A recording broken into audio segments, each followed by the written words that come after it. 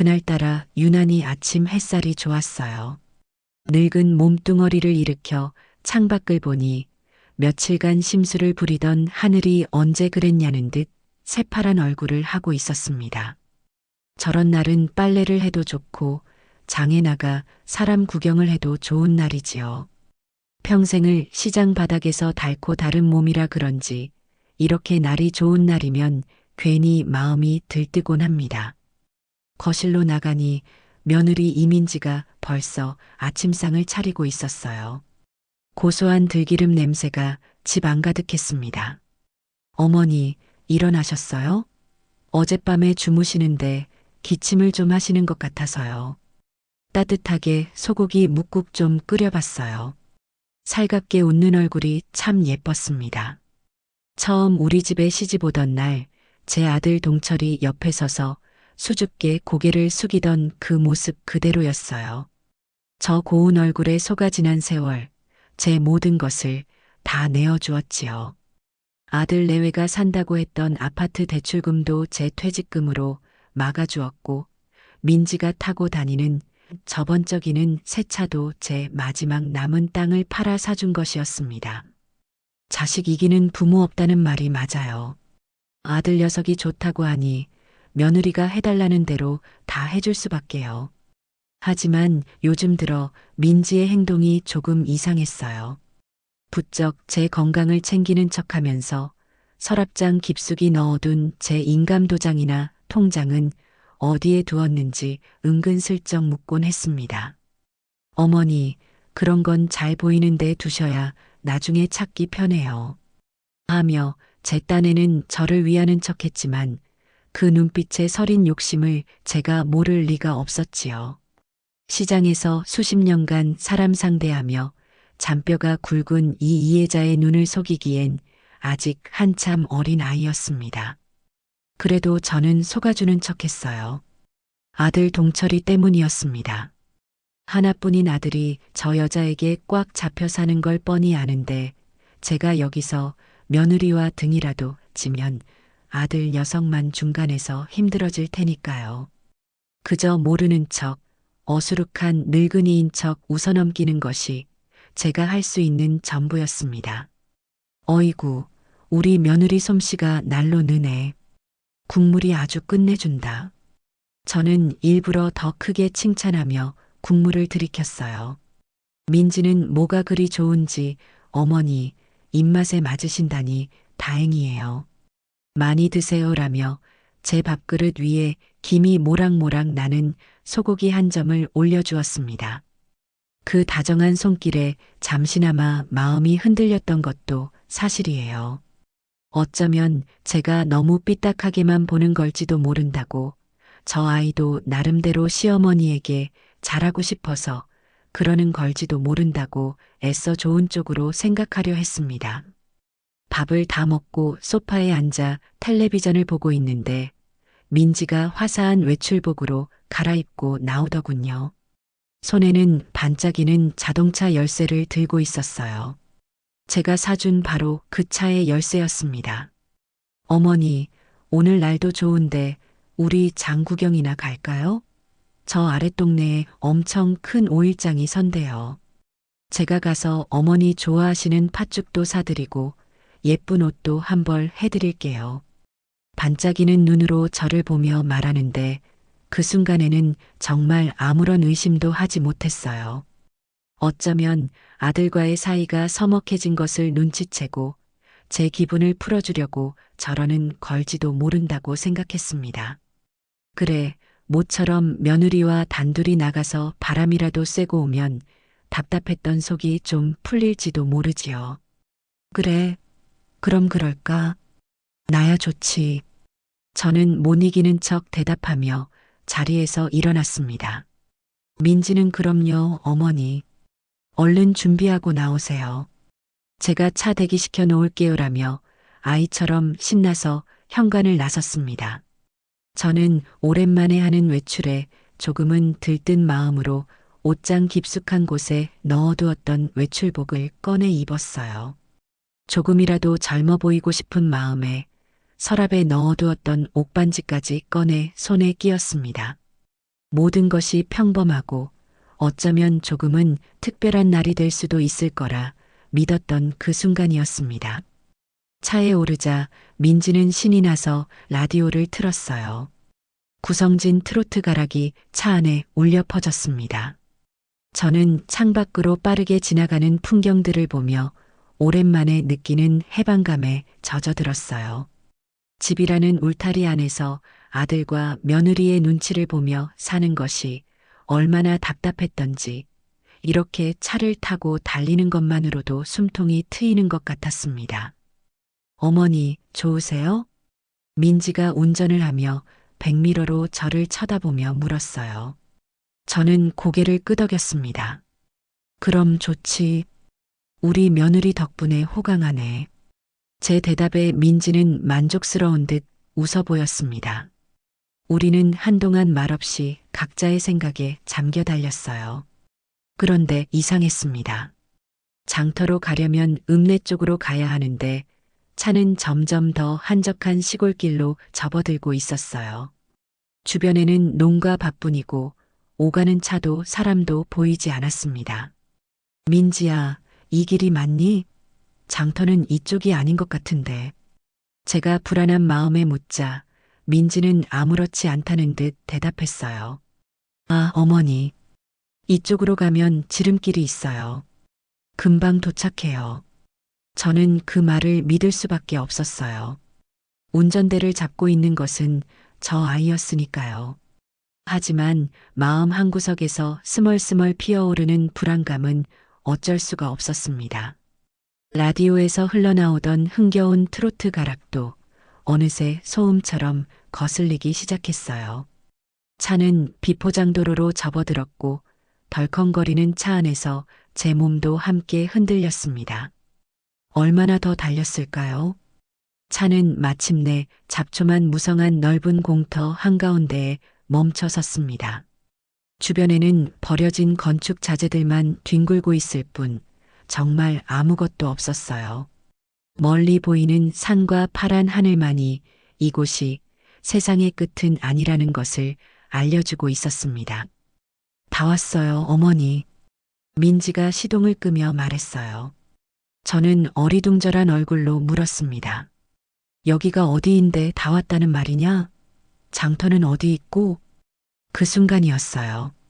백미러로 보이던 민지의 얼굴에서 그 살갑던 미소가 싹 사라지는 것을 보았습니다. 그녀는 천천히 고개를 돌려 저를 쳐다보았어요. 그 눈빛은 제가 알던 며느리의 것이 아니었습니다.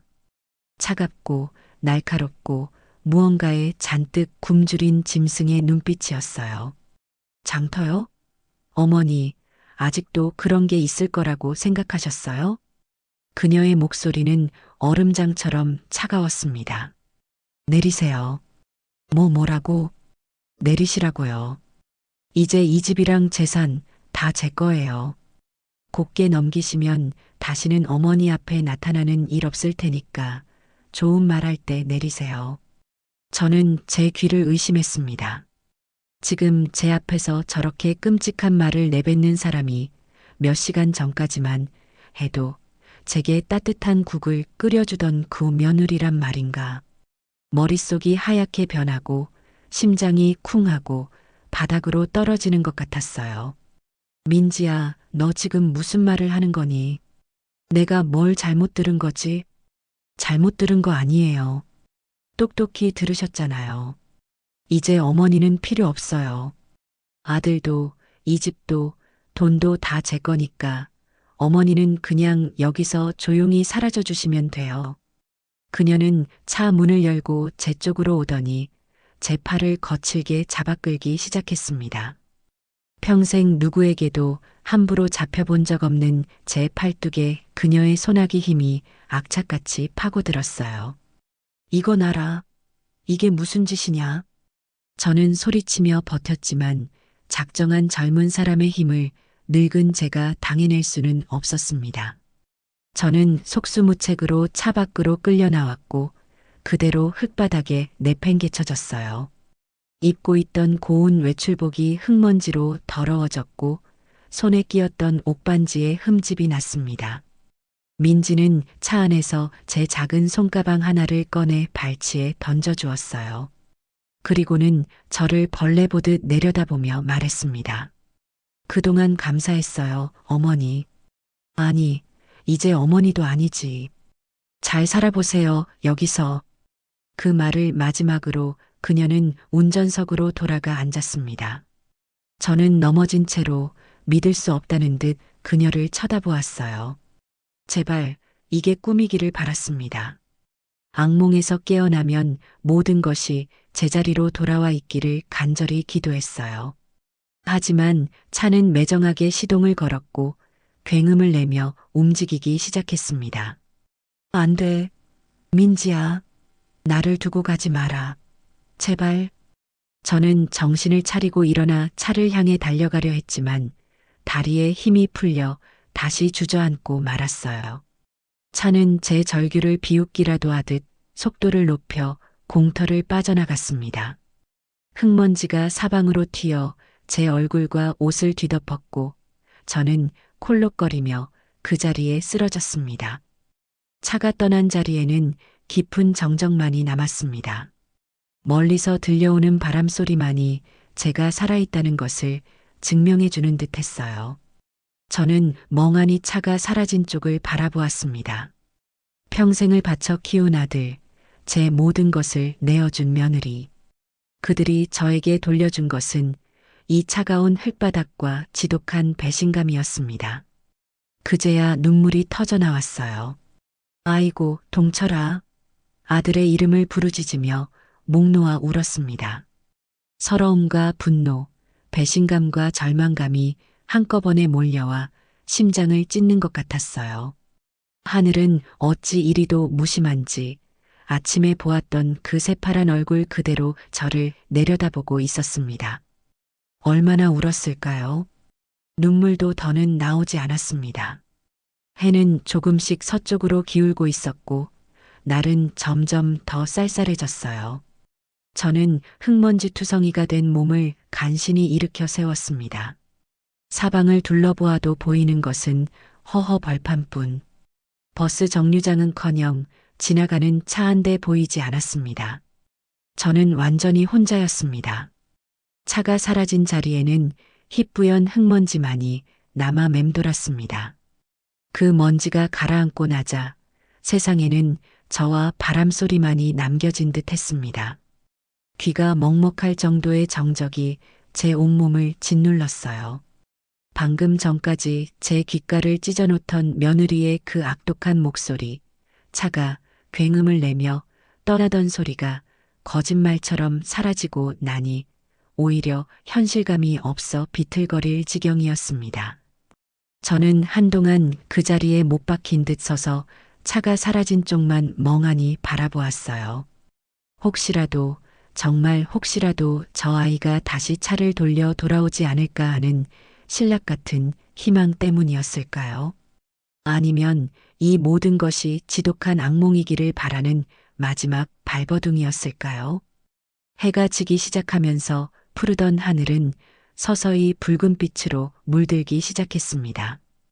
그 아름다운 노을이 지금 제 처지에서는 지독하게도 잔인하게 느껴졌어요. 온 세상이 따뜻한 저녁과 안식처를 향해 돌아가는 이 시간에 저는 갈 곳도 맞아줄 사람도 없이 버려진 건축 폐기물들만 뒹구는 차가운 공터에 홀로 서 있었습니다. 한낮의 온기는 이미 사라진 지 오래였고 스산한 가을바람이 얇은 외출복을 파고들어 뼛속까지 시렸습니다. 손에 끼고 있던 옥반지가 유난히 차갑게 느껴졌어요. 다시 눈물이 흐를 법도 한데 눈물마저 다 말라버린 모양입니다. 그저 가슴 한구석에 커다란 구멍이 뚫린 것처럼 허하고 그 구멍으로 황량한 바람이 드나드는 것만 같았습니다. 저는 힘없이 자리에 주저앉았습니다. 거친 자갈들이 엉덩이를 찔렀지만 그런 것을 신경 쓸 경황도 없었어요. 제 머릿속은 온통 왜라는 질문으로 가득 찼습니다. 도대체 왜? 제가 뭘 그리 잘못했기에 이런 꼴을 당해야 하는 걸까요? 제 아들 동철이가 태어났을 때가 생각났습니다. 남편을 일찍 여의고 시장 좌판에 앉아 온갖 꾸준 일을 해가며 악착같이 돈을 모아 아들 하나만을 바라보며 살았지요. 남들 다 가는 학원 한 번 못 보내줘도 행여나 기죽을까 싶어 철마다 새 옷을 사입혔고 대학 등록금을 마련하기 위해 밤낮으로 식당 허드렛 일까지 마다하지 않았습니다. 그렇게 귀하게 키운 아들이었어요. 장성에서 번듯한 회사에 다니고 저렇게 예쁜 여자까지 데려와 아내로 맞았을 때 저는 이제 제 고생은 다 끝났다고 생각했습니다. 며느리 민지가 처음 집에 인사 오던 날 두 손에 살뜰하게 과일 바구니를 들고 와서는 제게 어머니하고 부르며 수줍게 웃던 모습이 눈앞에 선했어요. 참 복스럽고 싹싹하다고 생각했습니다. 동철이가 저런 아이를 어디서 만났을까 싶어 기특하기까지 했지요. 결혼하고 나서도 민지는 깍듯했습니다. 제 생일이면 잊지 않고 미역국을 끓였고 명절이면 뻐근한 제 어깨를 주무르며 살갑게 굴었어요. 그래서 더 마음을 주었습니다. 하나뿐인 아들이 사랑하는 여자이고 저렇게 저를 위하는데 제가 무엇을 아끼겠어요. 아파트 전세금이 모자라다기에 평생 모은 쌈짓돈을 다 털어주었고 동철이, 승진이, 늦어져 민지가 기죽어 있는 것 같다기에 없는 형편에 무리해서 차까지 사주었습니다. 그 차가 오늘 저를 이곳에 실어 나른 그 차였어요. 돌이켜보면 모든 것이 다 계획된 것이었을지도 모릅니다. 제 건강을 염려하는 척하며 재산이 얼마나 되는지 묻던 그 눈빛, 인감도장을 어디에 뒀냐며 집요하게 묻던 거 목소리. 저는 그 모든 의심의 조각들을 애써 외면하고 있었습니다. 제 마지막 남은 가족의 평화를 깨고 싶지 않았기 때문이에요. 그 결과가 고작 이것이라니 제 평생이 부정당하는 기분이었습니다. 어둠이 짙게 깔리자 공터는 한치 앞도 보이지 않는 암흑에 휩싸였습니다. 멀리 도시의 불빛이 희미하게 보였지만 그곳은 제가 갈 수 없는 다른 세상의 이야기처럼 아득하게만 느껴졌어요. 배가 고프다는 생각조차 들지 않았습니다. 그저 이대로 밤새 추위에 떨다가 조용히 눈을 감게 되는 것은 아닐까 하는 막연한 공포만이 저를 지배했습니다. 그때였어요. 저 멀리서 작은 불빛 하나가 덜덜거리는 소리와 함께 이쪽으로 다가오는 것이 보였습니다. 처음에는 잘못 본 것인가 싶어 눈을 비볐지만 불빛은 점점 더 가까워졌어요. 낡은 오토바이였습니다. 오토바이는 제 앞에 멈춰 섰습니다. 운전자는 헬멧을 쓰고 있어 얼굴을 분간할 수 없었어요. 저는 덜컥 겁이 났습니다. 이 늦은 시간에 이런 외진 곳에 나타난 사람이 좋은 사람일 리가 없다고 생각했어요. 행여나 남은 것마저 빼앗으려는 강도일지도 모른다는 생각에 저는 저도 모르게 몸을 웅크렸습니다. 저기요. 낯선 목소리가 저를 불렀습니다. 젊은 청년의 목소리였어요. 저는 대답하지 않고 고개를 숙였습니다. 할머니, 여기서 뭐 하세요? 길을 잃으셨어요? 청년은 오토바이에서 내리더니 헬멧을 벗었습니다. 희미한 달빛 아래 드러난 얼굴은 아직 앳되어 보이는 청년이었습니다. 까만 뿔테 안경에 공부에 지친 듯한 피곤한 기색이 역력했지만 눈빛만은 맑고 선해 보였어요.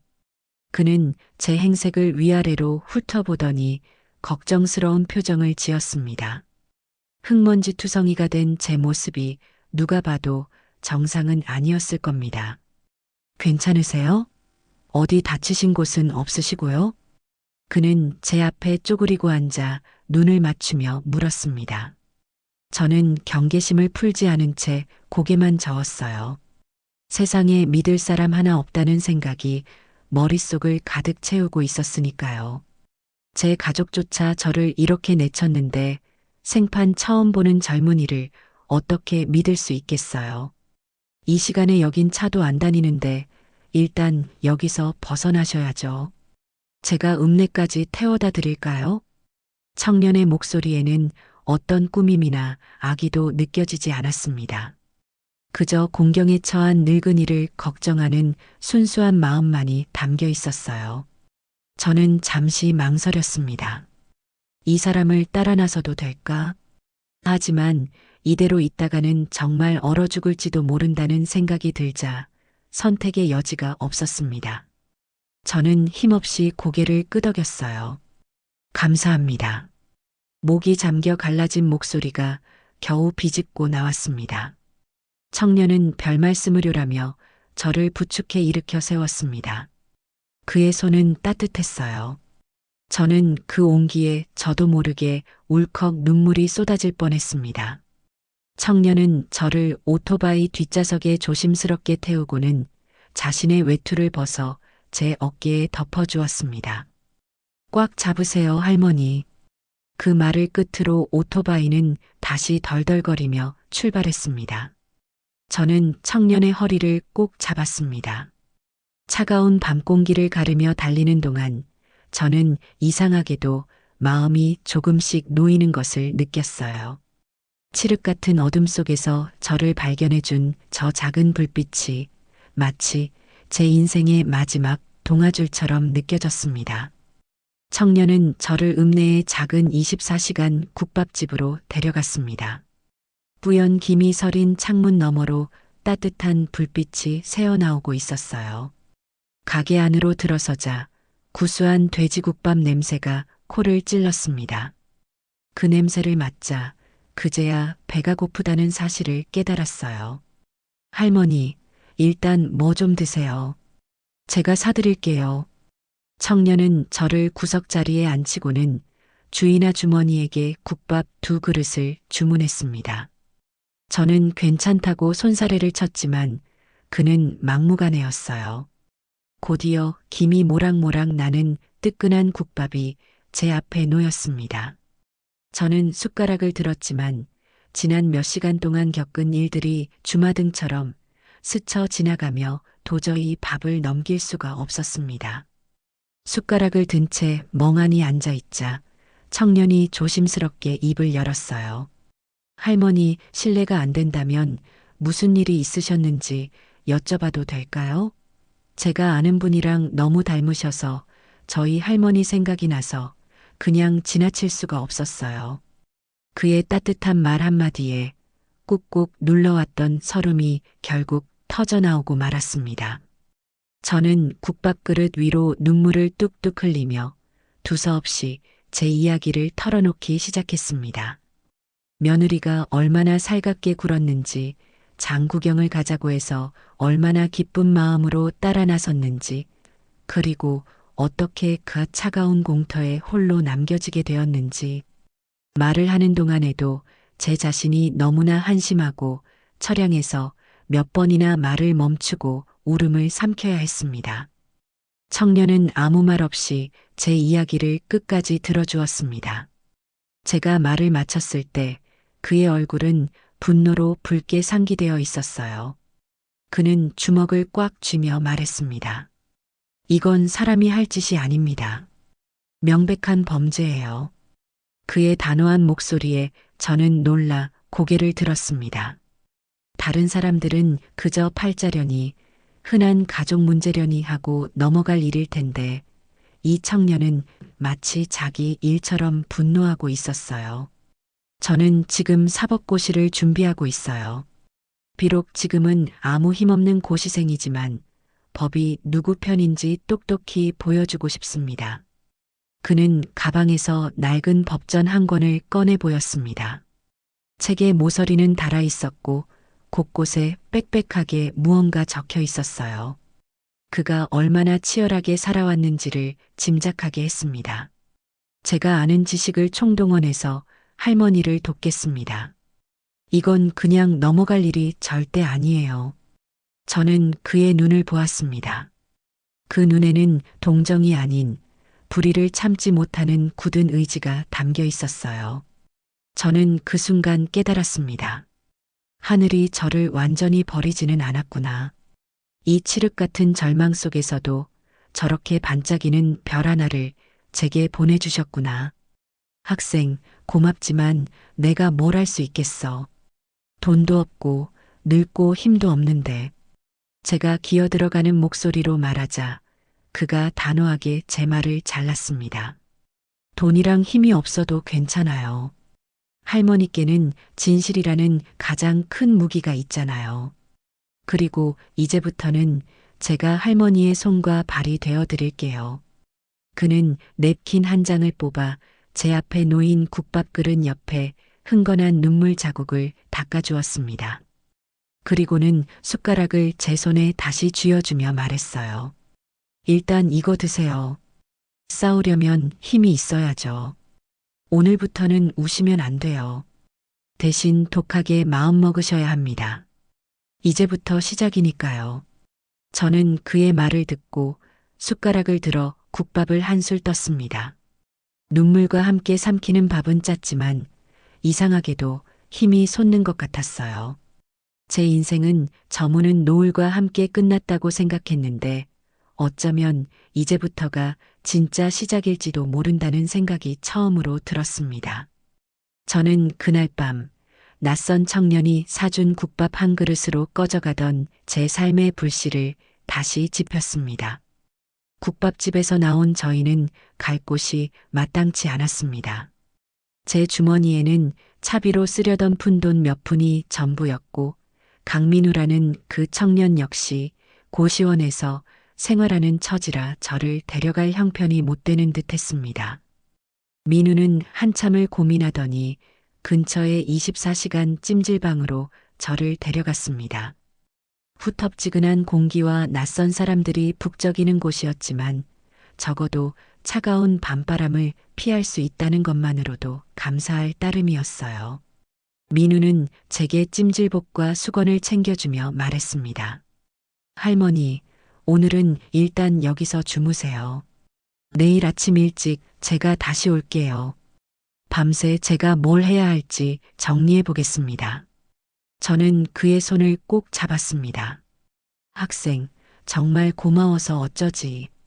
이 은혜를 내가 어떻게 다 갚을꼬? 제 말에 그는 그저 맑게 웃어 보일 뿐이었습니다. 은혜는 나중에 다 갚으시면 돼요. 지금은 아무 생각 마시고 푹 주무세요. 그는 제 등을 두드려주고는 찜질방을 나섰습니다.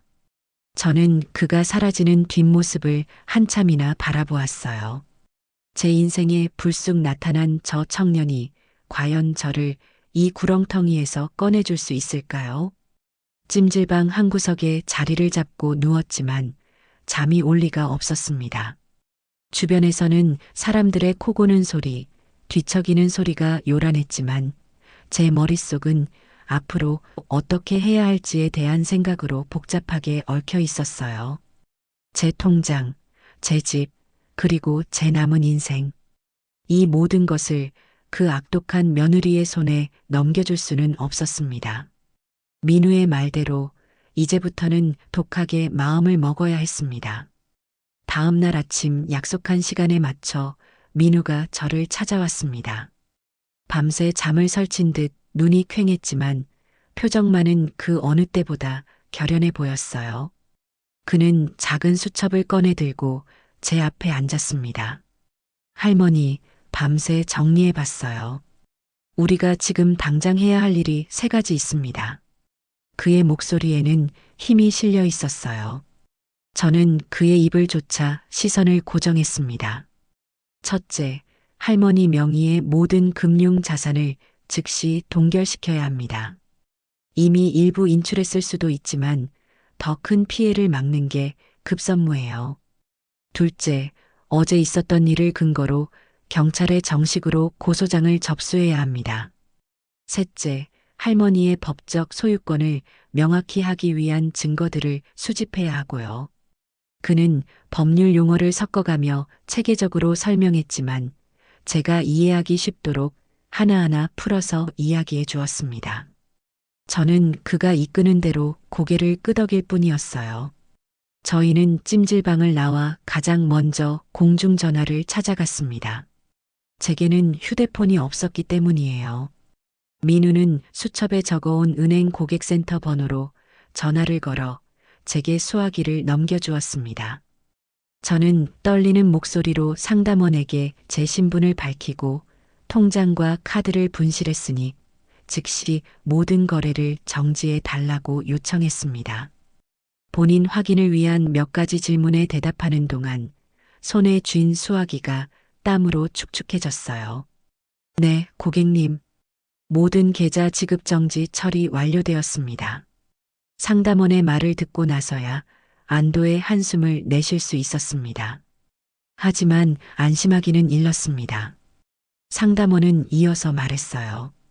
그런데 고객님, 오늘 새벽에 현금카드로 1,000만 원이 인출된 기록이 있습니다. 확인해 보시겠어요? 그 말을 듣는 순간 눈앞이 아찔해졌습니다. 역시나 그새를 참지 못하고 이민지가 돈을 빼내간 것이었습니다. 1,000만 원. 평생 시장 바닥에서 허리가 휘도록 일해 모은 제 피 같은 돈이었습니다. 분노에 몸이 부들부들 떨렸지만 민우가 제 어깨를 잡아주며 괜찮다고 더 큰 돈을 지켰으니 다행이라고 위로해 주었습니다. 그의 말대로였어요. 그나마 예금의 대부분은 지킬 수 있었으니까요. 은행 일을 마친 저희는 곧바로 경찰서로 향했습니다. 태어나서 처음 와보는 경찰서는 차갑고 위압적인 공기로 가득했습니다. 민원실에 앉아 순서를 기다리는 동안 저는 한없이 작아지는 기분이 들었어요. 이런 곳에 와서 제 치부를 드러내야 한다는 사실이 부끄럽고 수치스러웠습니다. 그때 민우가 제 손을 잡아주었어요. 할머니, 고개 드세요. 잘못한 사람은 할머니가 아니라 그 사람들이에요. 당당해지셔야 합니다. 그의 말에 저는 겨우 용기를 낼 수 있었습니다. 저희 차례가 되어 젊은 형사 앞에 앉았습니다. 형사는 무심한 표정으로 저희를 보며 용건을 물었어요. 저는 어제 겪었던 일을 처음부터 끝까지 최대한 침착하게 이야기했습니다. 제가 말을 하는 동안 민우는 옆에서 법률적인 부분을 보충 설명하며 형사의 이해를 도왔습니다. 이민지가 저를 공터에 홀로 남겨두고 간 행위, 통장과 인감을 훔쳐 돈을 빼내려 한 사기, 미수, 차에서 저를 거칠게 끌어내린 행위까지 민우는 이 모든 것이 각각 어떤 법에 저촉되는지를 명확하게 짚어주었습니다. 처음에는 대수롭지 않게 듣던 형사의 표정도 점점 심각하게 변해갔습니다. 그는 제 진술을 모두 컴퓨터에 기록한 뒤 저희에게 말했습니다. 할머님, 일단 정식으로 고소장 접수됐습니다. 피고소인 이민지, 고동철 씨에게 출석 요구서를 발송하겠습니다. 조사가 시작되면 다시 연락드리겠습니다. 경찰서를 나서자 다리에 힘이 풀려 주저앉을 뻔했습니다. 제 인생에서 가장 길고 힘든 하루였어요. 민우는 그런 저를 부축해 근처의 작은 벤치에 앉혔습니다. 이제 큰 산 하나 넘으셨어요, 할머니. 나머지는 저를 믿고 맡기세요. 그는 가방에서 시원한 물 한 병을 꺼내 제게 건넸습니다. 저는 벌컥벌컥 물을 마시며 거친 숨을 몰아쉬었어요. 한편 그 시각 이민지와 고동철은 집에서 느긋하게 아침을 즐기고 있었습니다. 나중에 듣게 된 이야기입니다. 이민지는 훔친 제 통장을 들고 은행으로 향했고 고동철은 아무것도 모른 채 아내가 차려준 밥을 먹고 회사로 출근했다고 해요. 이민지는 은행 창구에서 당연히 돈을 찾을 수 있을 거라 생각했겠지요. 하지만 그녀를 맞이한 것은 지급 정지된 계좌입니다라는 차가운 대답뿐이었습니다. 계획이 틀어지자 그녀는 당황해서 집으로 돌아왔고 그날 오후 집으로 날아온 경찰 출석 요구서를 보고 나서야 사태의 심각성을 깨달았을 겁니다. 아들 고동철 역시 회사에서 경찰에 연락을 받고는 하늘이 무너지는 것 같은 충격을 받았다고 합니다. 그저 어머니가 잠시 가출한 것으로만 알았던 그는 아내가 어머니를 외진 곳에 버려두고 왔으며 그 일로 경찰에 고소까지 당했다는 사실을 믿을 수가 없었을 거예요. 그날 저녁 저는 민우의 작은 고시원에서 그가 끓여준 라면으로 저녁을 때웠습니다. 방은 한 사람이 겨우 누울 수 있을 정도로 좁았고 사방 벽에는 법률 서적과 메모지들이 가득 붙어 있었어요. 그 치열한 공간 속에서 저는 이상하게도 평온함을 느꼈습니다. 이제 저는 혼자가 아니었습니다. 제 옆에는 불의에 맞서 싸울 줄 아는 강하고 지혜로운 젊은이가 함께하고 있었으니까요. 밤이 깊어지자 민우의 휴대폰이 울렸습니다. 발신 번호를 확인한 그의 표정이 굳어졌어요. 경찰서였습니다. 민우는 스피커폰으로 전화를 받았고 수화기 너머로 아까 그 젊은 형사의 목소리가 들려왔습니다. 강민우 씨 되십니까? 피고소인들이 지금 경찰서에 와서 조사를 받고 있는데 자기들은 절대 그런 일을 한 적이 없다며 완강히 부인하고 있습니다. 특히 이민지 씨는 오히려 할머님께서 치매 증상이 있어 집을 나가신 거라고 주장하고 있네요. 그 말을 듣는 순간 피가 거꾸로 솟는 것 같았어요. 저를 그 차가운 공터에 내팽개친 것도 모자라 이제는 저를 정신 나간 늙은이로 몰아가다니 분노의 입술이 파르르 떨렸습니다. 형사님, 걱정하지 마십시오. 저희에게는 증거가 있습니다. 그리고 내일 저희는 그들의 거짓말을 증명할 또 다른 증거를 찾으러 갈 겁니다. 민우는 침착하고 단호한 목소리로 대답했습니다. 그의 목소리를 듣고 있으니 끓어오르던 분노가 가라앉고 다시금 차가운 이성이 돌아왔어요. 그래요. 저들이 아무리 거짓말을 해도 진실은 변하지 않습니다. 그리고 저희는 그 진실을 증명해낼 것입니다. 내일부터 시작될 진짜 싸움을 위해 저는 주먹을 굳게 말아쥐었습니다. 다음 날 아침 저희는 전날보다 더 일찍부터 서둘렀습니다. 민우는 밤새 무언가를 더 찾아본 듯 수첩에 새로운 계획들을 빼곡히 적어두었더군요. 그는 제게 말했습니다. 할머니, 이민지 씨가 할머니를 정신적으로 문제가 있는 사람으로 몰아가고 있어요. 이럴 때일수록 우리는 더 명확하고 객관적인 증거로 반박해야 합니다. 그래서 오늘은 할머니의 재산 중 가장 확실한 것부터 되찾아올 생각입니다. 그가 말한 것은 바로 이민지가 몰고 달아난 제가 사준 자동차였습니다. 그 차, 할머니 명의로 되어 있는 게 맞죠? 그럼 그렇고 말고 내 이름 이혜자, 석자가 똑똑히 박혀 있지. 할부금도 내 통장에서 다 빠져나갔고 제 대답에 민우의 눈이 반짝였습니다. 그렇다면 이야기는 간단합니다.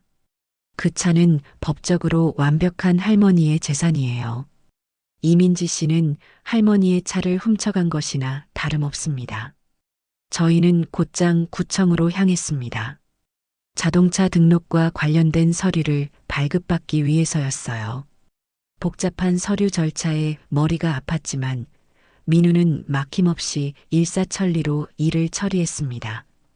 그는 담당 공무원에게 법 조항까지 들어가며 상황을 설명했고 저희는 자동차 등록 원부를 손에 넣을 수 있었습니다. 서류에는 소유주 이혜자라는 이름이 선명하게 찍혀 있었어요. 이 종이 한 장이 이렇게 든든하게 느껴질 줄은 몰랐습니다. 서류를 챙긴 저희는 다시 경찰서로 갔습니다. 이번에는 교통과였어요. 저희는 이민지를 자동차 불법 사용 및 절도 혐의로 추가 고소하고 차량 도난 신고를 접수했습니다. 담당 경찰관은 처음에는 가족 간의 문제라며 난색을 보였지만 민우가 제시하는 서류와 법적 근거 앞에서 결국 신고를 받아들일 수밖에 없었습니다. 차량 수배령을 내리겠습니다. 차량이 발견되는 대로 연락드리겠습니다. 경찰의 말을 듣고 나니 속이 다 후련해지는 기분이었습니다. 이제 이민지는 제 차를 마음대로 몰고 다니지 못할 겁니다. 하지만 민우는 여기서 멈추지 않았어요.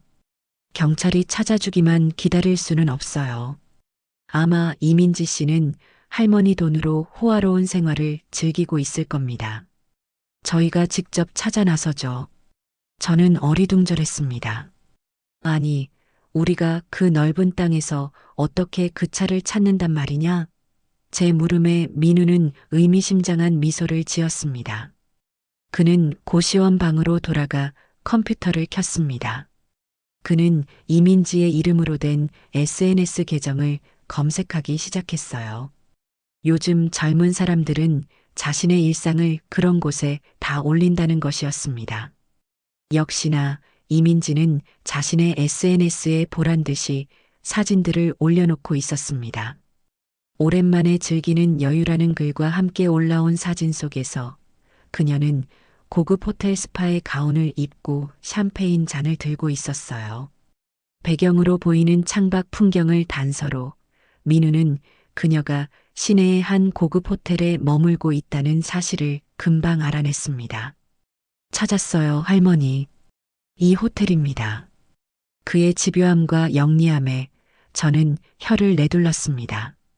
저희는 곧장 택시를 타고 그 호텔로 향했습니다. 호텔 지하 주차장으로 들어서자 익숙한 번호판의 하얀색 자동차가 눈에 들어왔습니다. 틀림없는 제 차였어요. 이민지는 제가 사준 차를 타고 제 돈으로 이런 호화로운 곳에서 여유를 즐기고 있었던 겁니다. 치밀어 오르는 분노를 간신히 억눌렀습니다.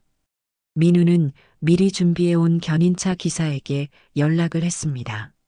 잠시 후 견인차가 도착했고 저는 경찰서에서 발급받은 사건 접수증과 자동차 등록 원부를 기사에게 보여주었습니다. 모든 서류를 확인한 기사는 고개를 끄덕이고는 익숙한 솜씨로 제 차를 견인차에 연결하기 시작했어요. 바로 그때였습니다. 스파를 마친 듯 가운 차림에 슬리퍼를 신은 이민지가 주차장으로 들어서는 것이 보였습니다. 그녀는 자신의 차가 견인되고 있는 광경을 보고는 기겁하며 달려왔어요. 지금 뭐 하는 짓이에요? 누가 남의 차에 손을 대? 그녀는 소리를 빽 질렀지만 이내 차 옆에 서 있는 저와 민우를 발견하고는 얼굴이 새하얗게 질렸습니다. 어머니? 어떻게 여기에? 그녀는 말을 더듬으며 뒷걸음질 쳤습니다. 저는 그런 그녀에게 천천히 다가가 말했습니다.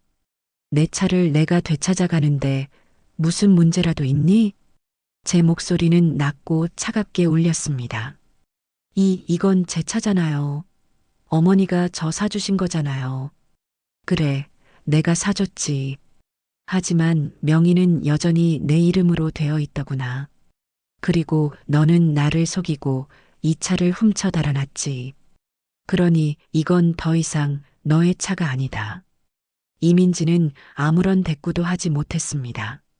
그녀는 분한 듯 입술만 파르르 떨고 있었어요. 주변에서는 사람들이 수군거리기 시작했고 호텔 직원들까지 달려나왔습니다. 이민지는 사방에서 쏟아지는 시선에 얼굴이 벌겋게 달아올랐습니다. 자, 이제 갑시다. 저는 견인차 기사에게 말하고는 돌아섰습니다. 민우는 그런 제 어깨를 감싸주었어요. 저희는 당황해서 어쩔 줄 모르는 이민지를 뒤로하고 유유히 주차장을 빠져나왔습니다. 견인차에 매달려 끌려가는 제 차를 보니 시궁창에 빠졌던 제 자존심을 조금이나마 되찾은 기분이 들었어요. 그날 오후 저희는 되찾은 차를 곧장 중고차 매매상으로 가져가 팔아버렸습니다. 이제 그 차는 이민지와의 악연을 끊어내는 증표이자 앞으로의 싸움을 위한 든든한 실탄이 되어줄 것이었습니다. 돈을 손에 쥐자 비로소 제게도 무기가 생겼다는 안도감이 들었어요. 그날 밤 호텔에서 쫓겨나고 차까지 빼앗긴 이민지는 아들 고동철에게 전화를 걸어 엉엉 울며 난리를 쳤다고 합니다. 하지만 고동철 역시 회사에서 징계를 받아 앞날이 캄캄한 상황이라 그녀를 도와줄 여력이 없었을 겁니다. 그들의 견고해 보였던 성은 이제 모래성처럼 서서히 무너져 내리기 시작하고 있었어요. 저는 창밖의 어두운 하늘을 보며 결코 여기서 멈추지 않겠다고 다시 한번 다짐했습니다. 제 모든 것을 되찾는 그날까지 저는 결코 쓰러지지 않을 것입니다. 차를 팔아 손에 쥔 돈은 단순한 현금이 아니었습니다. 그것은 제게 있어 반격을 위한 무기이자 짓밟혔던 자존심을 일으켜 세울 발판이었어요. 며느리 이민지가 제 돈으로 호사를 누리던 바로 그 차를 팔아 마련한 돈이라는 사실이 아이러니하게도 제게는 큰 힘이 되었습니다. 강민우라는 청년과 저는 그 돈을 허투루 쓰지 않았습니다. 저희는 가장 먼저 허름한 여관에 작은 방을 하나 얻었어요. 언제까지고 민우의 좁은 고시원이나 찜질방에 신세를 질 수는 없는 노릇이었으니까요. 낡고 볕도 잘 들지 않는 방이었지만 누구의 눈치도 보지 않고 두 발 뻗고 누울 수 있다는 사실만으로도 감지덕지했습니다. 그날 이후 저희의 하루는 전쟁처럼 시작되었습니다. 민우는 아침 일찍부터 법률 서적을 뒤적이며 우리가 나아갈 다음 단계를 준비했고 저는 제 기억을 총동원해 이민지와 아들 고동철의 부당한 행위를 증명할 단서들을 하나씩 떠올렸습니다. 저희는 마치 작은 군대의 사령부처럼 좁은 여관방 책상에 앉아 머리를 맞대고 작전을 짰어요. 가장 시급한 것은 집 문제였습니다. 이민지가 그 집을 다른 사람에게 팔아버리기라도 하면 모든 것이 물거품이 될 수 있었기 때문입니다. 민우는 부동산 처분금지 가처분 신청이라는 것을 해야 한다고 했습니다. 이름도 어려운 법률 용어였지만 풀어보면 내 허락 없이는 누구도 이 집을 팔거나 담보로 잡을 수 없게 묶어두는 것이라고 설명해 주더군요. 저희는 차를 판 돈의 일부를 떼어 민우가 소개해 준 젊고 의욕 넘치는 변호사를 찾아갔습니다. 변호사는 저희의 이야기를 듣고는 혀를 내둘렀어요. 어르신, 정말 고생 많으셨습니다. 이건 명백한 범죄입니다.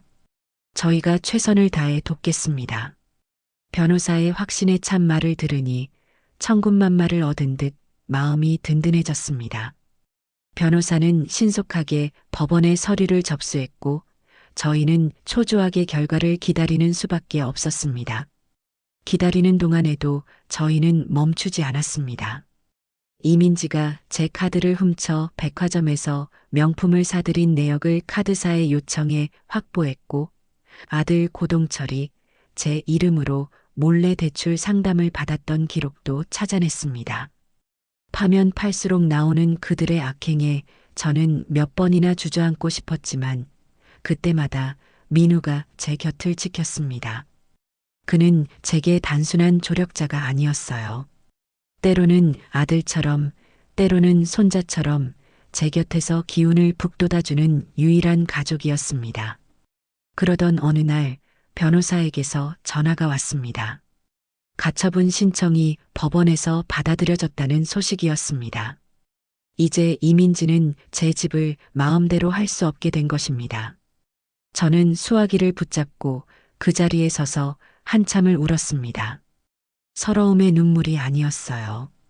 처음으로 거둔 승리에 대한 기쁨과 안도의 눈물이었습니다. 민우는 말없이 제 등을 토닥여 주었습니다. 법적인 압박은 즉각적인 효과를 나타냈습니다. 경찰의 수사에도 속도가 붙기 시작했어요. 저희가 제출한 수많은 증거 앞에서 이민지와 고동철의 거짓말은 더 이상 통하지 않았습니다. 결국 그들은 존속대상 범죄 및 사기 미수 등의 혐의로 정식 입건되었습니다. 평범한 가정주부와 대기업 사원이었던 그들은 하루아침에 파렴치한 범죄의 피의자 신세가 된 것입니다.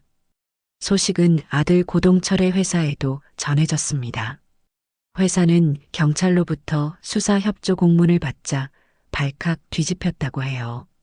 대외 이미지를 중시하는 대기업에서 직원이 존속 범죄에 연루되었다는 것은 있을 수 없는 일이었지요. 회사는 즉시 인사위원회를 열어 고동철을 직위 해제하고 대기 발령 조치를 내렸습니다. 평생의 자랑이었던 아들의 번듯한 직장이 그의 어리석은 선택 한 번으로 송두리째 흔들리고 있었습니다. 이 모든 상황을 전해 들으며 제 마음은 복잡 미묘했습니다. 통쾌하고 속이 시원하면서도 한편으로는 가슴 한구석이 아려왔어요. 아무리 미워도 제 배 아파 낳은 자식이었습니다. 시장 바닥에서 고생하며 그 아들이 대기업 명함을 목에 거는 날만 손꼽아 기다렸던 지난 세월이 떠올라 가슴이 먹먹해졌습니다. 제가 진정으로 원했던 것이 이런 것이었을까요? 그저 제 것을 되찾고 잘못을 바로잡고 싶었을 뿐인데 일이 이렇게까지 커져버린 것 같아 마음이 무거웠습니다. 그런 제 마음을 읽었는지 민우가 조용히 곁에 와 앉으며 말했어요. 할머니, 약해지시면 안 돼요. 이건 할머니 잘못이 아니에요. 모든 것은 그들이 스스로 자초한 일입니다. 지금 동정심을 가지는 것은 그들에게 또 다른 기회를 주는 것과 같아요. 그의 말은 냉정했지만 틀린 말이 하나도 없었습니다. 저를 그 차가운 공터에 내버려 둘 때 그들은 단 한순간이라도 저를 동정했을까요? 제 평생을 바쳐 모은 재산을 가로채려 할 때 그들에게 양심의 가책이라는 것이 있기는 했을까요? 아니었습니다. 저는 고개를 저으며 마음을 다잡았습니다. 그래요. 이건 동정이나 용서의 문제가 아니었습니다. 정의와 불의의 문제였지요. 저는 제 인생을 통째로 부정당했던 그날의 설움을 결코 잊어서는 안 되었습니다. 며칠 뒤 이민지와 고동철에게서 끊임없이 전화가 오기 시작했습니다. 처음에는 모르는 번호라 받지 않았지만 나중에는 변호사를 통해 합의를 해달라는 연락까지 왔어요. 합의금으로 얼마를 줄 테니 제발 고소를 취하해 달라는 것이었습니다. 저는 변호사에게 단호하게 전했습니다. 합의는 없습니다. 저는 돈을 원하는 게 아니에요. 저는 그들이 저지른 죄에 대한 정당한 처벌을 원할 뿐입니다. 제 단호한 태도에 그들은 최후의 발악을 하기 시작했습니다. 이번에는 저희가 머무는 여관으로 직접 찾아왔어요. 쿵쿵거리는 요란한 소리와 함께 문을 두드리며 제 이름을 부르는 목소리는 아들 고동철의 것이었습니다. 어머니, 안에 계신 거 다 알아요. 문 좀 열어보세요. 저희 얘기 좀 들어보세요. 저는 두려움에 몸을 떨었지만 민우는 침착하게 저를 막아서며 경찰에 신고했습니다. 잠시 후 경찰이 도착했고 여관 복도에서 소란을 피우던 그들은 접근금지 명령 위반으로 또 하나의 죄목만 추가한 채 쫓겨나야 했습니다. 문틈으로 보이던 그들의 절박하고 일그러진 얼굴을 보며 저는 생각했습니다. 저들은 아직도 무엇을 잘못했는지 전혀 깨닫지 못하고 있구나. 그저 자신들이 잃게 될 것들만을 두려워하고 있을 뿐이구나. 그날 밤 저는 잠을 이룰 수 없었습니다. 법적인 싸움은 순조롭게 진행되고 있었지만 제 마음속의 싸움은 이제부터가 시작인 것 같았어요. 이제 남은 것은 제 삶의 터전이었던 제 모든 추억이 담겨 있는 그 집을 되찾아오는 일이었습니다. 그 집의 문턱을 다시 넘는 순간 비로소 이 길고 지독한 싸움의 끝이 보일 것만 같았습니다. 저는 창밖으로 보이는 도시의 불빛들을 보며 결코 물러서지 않겠다고 제 모든 것을 되찾고야 말겠다고 굳게 다짐했습니다. 그들이 제게서 앗아간 것은 단순히 돈과 집이 아니었어요. 그것은 제 인생 그 자체였으니까요. 집을 되찾기 위한 싸움은 생각보다 더 길고 지난했습니다.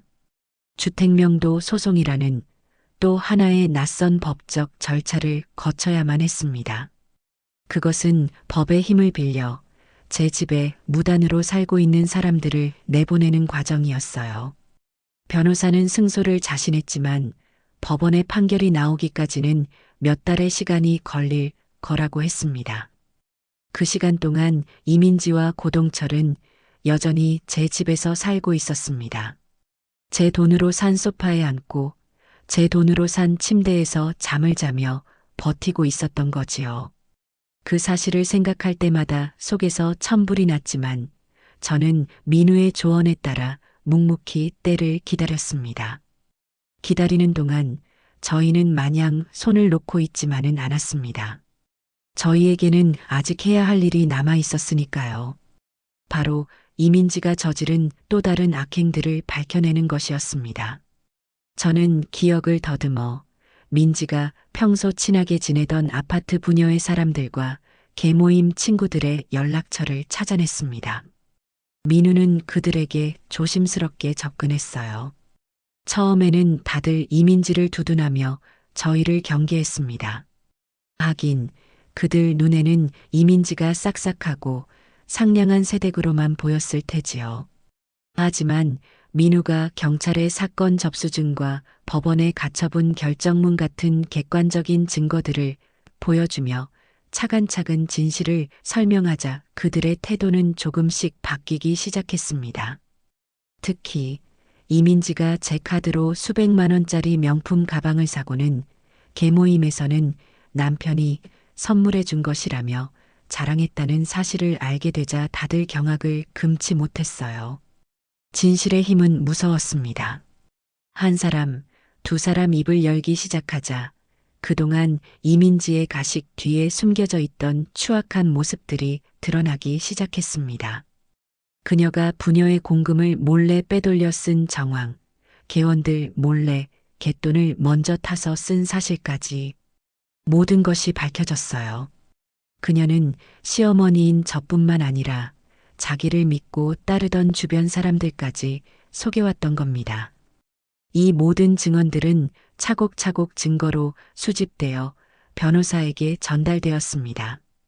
이민지의 평판은 바닥으로 곤두박질 쳤고 그녀는 이제 동네에서 완전히 고립되었습니다.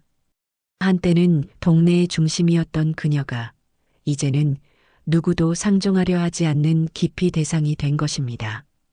그리고 마침내 몇 달의 지루한 기다림 끝에 법원의 판결이 나왔습니다. 당연히 저의 승소였어요. 법원은 이민지와 고동철에게 즉시 제 집에서 퇴거하라는 명령을 내렸습니다. 그들이 정해진 날짜까지 집을 비우지 않으면 법원의 집행관들이 직접 와서 강제로 짐을 빼내는 강제 집행이 이루어질 것이라는 통보도 함께였습니다.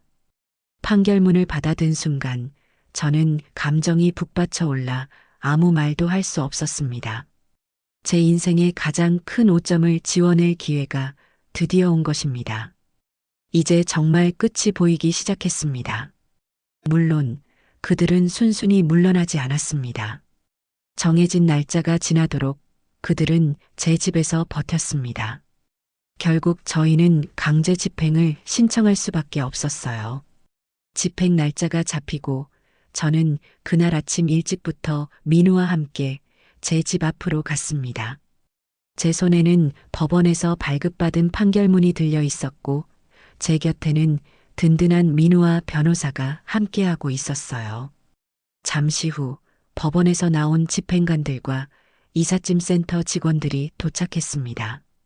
집행관이 현관문을 두드리자 안에서는 아무런 대답이 없었어요. 집행관은 법에 따라 열쇠 수리공을 불러 강제로 문을 열었습니다. 철컥하는 소리와 함께 지난 몇 달간 굳게 닫혀있던 제 집의 문이 열렸습니다. 집안은 엉망이었습니다. 이민지와 고동철은 이미 어디론가 사라지고 없었고 집 안에는 그들이 쓰던 값비싼 가구와 가전제품들만 덩그러니 남아 있었어요. 그 모든 것이 다 제 돈으로 산 것들이었습니다. 집행관의 지시에 따라 이삿짐 센터 직원들이 분주하게 움직이기 시작했습니다. 그들이 쓰던 소파가, 침대가, 텔레비전이 하나씩 밖으로 실려 나왔습니다.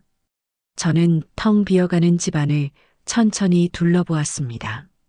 거실 벽에는 얼마 전까지만 해도 동철이와 민지가 활짝 웃고 있는 결혼사진이 걸려 있었겠지요.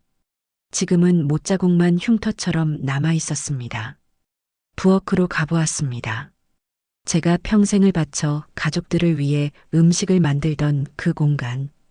이제는 음식물 쓰레기만 나뒹구는 낯선 공간이 되어 있었습니다. 아들 동철이의 방에도 들어가 보았어요. 제가 매일같이 쓸고 닦던 그 방에서 저는 아들의 성공을 기도하고 또 기도했었습니다. 그 모든 추억과 사랑이 깃든 공간이 이제는 텅 빈 폐허처럼 느껴졌습니다. 짐이 모두 빠져나가고 텅 빈 집안에는 저와 민우 그리고 변호사만이 남았습니다. 햇살이 창문을 통해 들어와 텅 빈 공간을 비추는데 그 모습이 유난히도 시리고 아팠습니다. 승리의 순간이었지만 마냥 기뻐할 수만은 없었어요. 제 손으로 제 가족의 보금자리를 해체해버린 기분이 들었기 때문입니다. 이 집을 되찾기 위해 싸워왔지만 정작 되찾은 집은 제가 기억하던 따뜻한 보금자리가 아니었습니다. 그런 제 마음을 알았는지 민우가 제게 다가와 말했습니다. 할머니, 이제 다 끝났어요. 이 집은 이제 다시 할머니의 공간이에요. 텅 비어 보이지만 이제부터 좋은 기억들로 다시 채워나가면 돼요. 그의 말에 저는 겨우 고개를 끄덕였습니다. 그래요. 이제부터 다시 시작하면 되는 것이었습니다. 나쁜 기억은 모두 저 밖으로 실려나간 짐들과 함께 버리고 이 깨끗한 공간을 저와 저를 아껴주는 좋은 사람들과의 행복한 기억으로 채워나가면 되는 것이었어요. 저는 텅 빈 거실 한가운데 서서 크게 심호흡을 했습니다. 오랫동안 묵혀두었던 묵은 감정들이 빠져나가고 새로운 공기가 제 폐부를 가득 채우는 것 같았어요. 아직 해결해야 할 법적인 문제들이 남아 있었지만 제 인생의 가장 큰 부분을 되찾은 지금 저는 그 어떤 것도 두렵지 않았습니다. 이 집은 이제 제게 상처가 아닌 새로운 시작을 위한 발판이 되어줄 것입니다. 저는 굳게 닫혀있던 창문을 활짝 열었어요. 시원한 바람이 집 안으로 들어와 묵은 먼지들을 씻어내주는 것 같았습니다. 집을 되찾았다는 법원의 판결은 제 손에 들려 있었지만 그 집의 문턱을 다시 넘는 것은 쉬운 일이 아니었습니다. 그곳은 더 이상 제가 평생을 바쳐닦고 가꾼 따뜻한 보금자리가 아니었어요. 배신과 탐욕의 흔적이 먼지처럼 내려앉아 제 숨통을 조여오는 흉가나 다름없었습니다. 그 기억들을 모두 털어내고 제 마음이 온전히 준비될 때까지는 편히 쉴 수 없을 것 같았어요. 그래서 저와 민우는 당분간 예전에 머물던 작은 여관방에 계속 머물며 남은 법적 절차들을 마무리하기로 했습니다. 이제 정말 이 길고 지독한 싸움의 끝이 눈앞에 보이고 있었습니다. 집과 직장, 그리고 세상의 평판까지. 한때는 자신의 전부라 믿었던 것들을 모두 잃게 된 아들 고동철은 그제야 제게 연락을 해오기 시작했습니다. 처음에는 짧은 문자로 시작되었어요. 어머니, 죄송합니다. 어머니, 한 번만 만나주세요. 저는 그 모든 문자를 읽고도 답장하지 않았습니다. 그의 사과가 진심에서 우러나온 것이 아니라 벼랑 끝에 몰린 자의 마지막 발버둥이라는 것을 너무나 잘 알고 있었기 때문입니다. 문자가 통하지 않자 그는 변호사를 통해 어떻게든 저를 만나게 해달라고 애원했어요. 저는 변호사에게도 단호하게 전했습니다. 지금 그를 만나는 것은 아무 의미가 없다고, 저는 그를 만날 생각이 없다고 말입니다. 하지만 고동철은 포기하지 않았어요. 핏줄이라는 것이 무엇인지 그는 기어코 수소문 끝에 저희가 머물고 있는 허름한 여관까지 찾아왔습니다. 어느 날 저녁이었어요. 민우와 함께 컵라면으로 저녁을 때우며 내일 재판에 대해 이야기를 나누고 있는데 밖에서 누군가 저희 방의 낡은 나무 문을 조심스럽게 두드렸습니다. 여관 주인이겠거니 생각했는데 노크 소리는 그치지 않고 이어졌어요. 누구세요? 민우가 저를 대신해 경계하며 묻자 문 밖에서 너무나도 익숙한, 그래서 더는 듣고 싶지 않았던 목소리가 들려왔습니다. 어머니, 저 동철이에요. 잠깐이면 돼요. 제발 얼굴 한 번만 뵙게 해주세요. 아들의 목소리였습니다. 그 목소리를 듣는 순간 뜨거운 라면, 국물을 넘기던 제 속이 돌처럼 차갑게 굳어버렸습니다. 심장이 쿵하고 내려앉는 것 같았어요. 저를 그 차가운 공터에 내버려 둘 때는 언제고, 이제 와서 저를 찾아와 어머니라 부르는 저 뻔뻔함에 온몸의 피가 거꾸로 솟는 기분이었습니다. 치가 떨린다는 것이 어떤 기분인지 저는 그때 똑똑히 알았습니다. 민우는 제 얼굴을 살폈습니다. 제 얼굴이 하얗게 질리고 손에 쥔 젓가락이 가늘게 떨리는 것을 보았을 겁니다. 제가 말없이 고개를 가로젓자 그는 제 마음을 읽고 문을 열어주지 않은 채 단호하게 말했습니다. 돌아가세요. 할머님께서는 지금 만나고 싶지 않다고 하십니다. 더 이상 찾아오지 말아주세요. 민우의 목소리는 점지만 단단한 힘이 있었어요. 하지만 고동철은 물러서지 않았습니다. 민우 씨, 부탁입니다. 저는 어머니께 꼭 드릴 말씀이 있어요. 정말 잠깐이면 됩니다. 5분, 아니 1분이라도 좋아요. 제발 문 좀 열어주세요. 고동철은 문 밖에서 애원하기 시작했습니다. 그의 목소리는 물기에 젖어 있었고 끝이 심하게 떨리고 있었어요. 저는 잠시 눈을 감았습니다. 아무리 미워도 핏줄의 정이라는 것이 이렇게나 질기고 지독한 것일까요? 그의 우는 소리를 듣고 있으니 칼로 도려낸 듯 아팠던 가슴 한쪽이 다시 저며오는 것 같았습니다. 제가 낳고 기른 자식이었습니다. 첫걸음마를 떼던 날, 처음으로 엄마라고 불렀던 날, 대학 합격증을 들고 와 제 품에 안기던 날, 그 모든 기억들이 주마등처럼 스쳐 지나갔습니다. 하지만 저는 이내 마음을 다잡았어요. 지금 저 눈물에 속아 넘어가서는 안 되었습니다. 저 눈물은 진정한 참회의 눈물이 아니었어요. 제가 아무런 반응을 보이지 않자 고동철은 결국 여간의 차가운 복도 바닥에 주저앉아 흐느끼기 시작했습니다. 어머니, 잘못했습니다. 제가 다 잘못했어요. 하며 어린아이처럼 우는 소리가 낡은 문틈을 비집고 들어와 제 가슴을 사정없이 후벼 팠습니다. 민우는 어쩔 줄 몰라 하며 제 눈치를 살폈어요. 그의 얼굴에는 안타까움과 분노가 뒤섞여 있었습니다. 저는 한참을 고민했습니다. 이대로 그를 돌려보내는 것이 맞을까? 아니면 직접 만나서 제 입으로 확실하게 이 악연의 고리를 끊어내야 하는 것일까? 이대로 그를 돌려보내면 제 마음속에 평생 시커먼 응어리로 남을 것 같았어요. 그래요. 피할 수 없다면 부딪혀야 했습니다. 직접 만나서 제 입으로 확실하게 끝을 맺어야 했습니다. 저는 자리에서 일어났습니다. 민우가 걱정스러운 눈빛으로 저를 보았지만 저는 괜찮다는 듯 고개를 끄덕여 보였습니다. 그리고 천천히 문으로 다가가 굳게 닫혀있던 문을 열었습니다. 제가 문을 열자 고동철은 엉망인 몰골로 바닥에 주저앉아 있었습니다. 한때는 번듯했던 대기업 사원의 모습은 온데간데 없고 며칠은 굶은 사람처럼 헬쑥하고 초췌했어요. 값비싼 양복 대신 구겨진 점퍼 차림이었고 머리는 까치집을 짓고 있었습니다. 그는 저를 보자마자 짐승처럼 엉금엉금 기어와 제 바짓가랑이를 붙잡았습니다. 어머니, 제가 잘못했어요.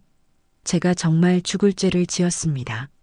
그는 제 발치에 엎드려 땅바닥에 머리를 찌우며 통곡하기 시작했습니다. 저는 아무 말 없이 그를 내려다보았어요. 제 마음속에는 연민도, 분노도, 그 어떤 감정도 일어나지 않았습니다.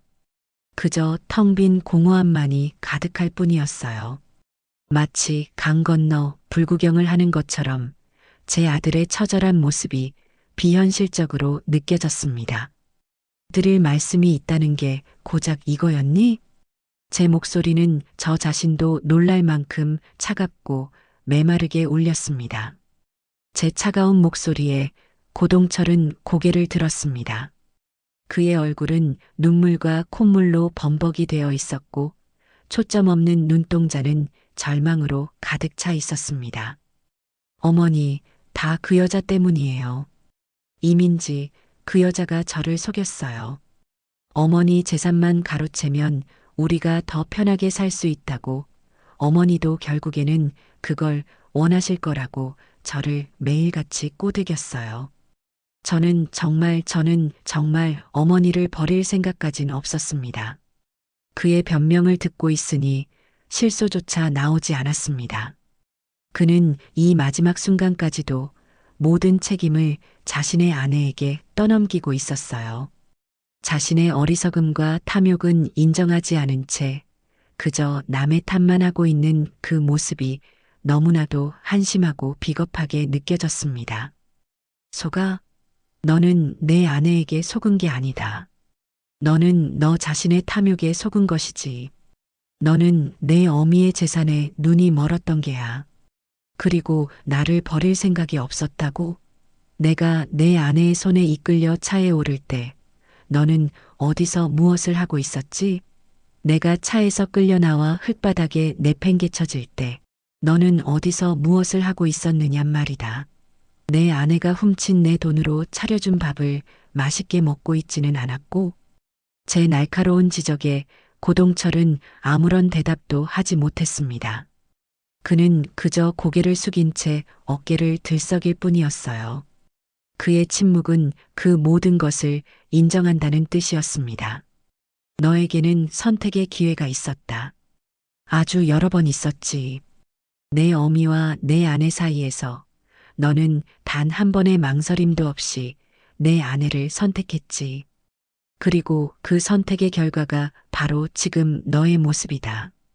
이제 와서 내게 용서를 빈다고 해서 없었던 일이 될 것 같으냐? 내가 겪은 그 지옥 같은 시간들이 보상이라도 될 것 같으냐? 저는 그의 눈을 똑바로 쳐다보며 말했습니다. 제 눈빛에는 더 이상 어머니의 온정 같은 것은 남아있지 않았어요. 한 사람의 피해자로서 가해자에게 그 책임을 묻는 단호함만이 서리발처럼 서려 있었습니다. 어머니, 제발 한 번만 용서해 주세요. 저 이대로는 못 살아요.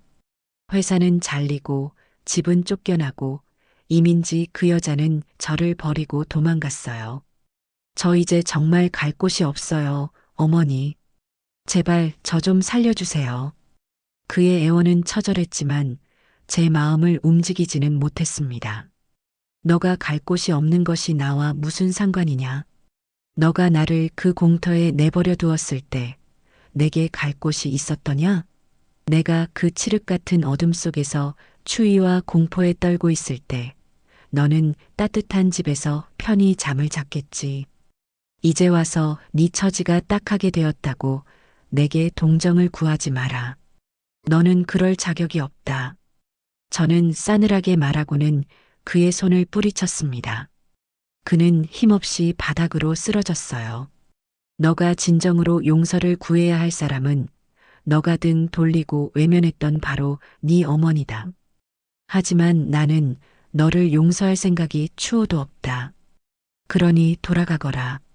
그리고 앞으로 다시는 내 앞에 나타나지 마라.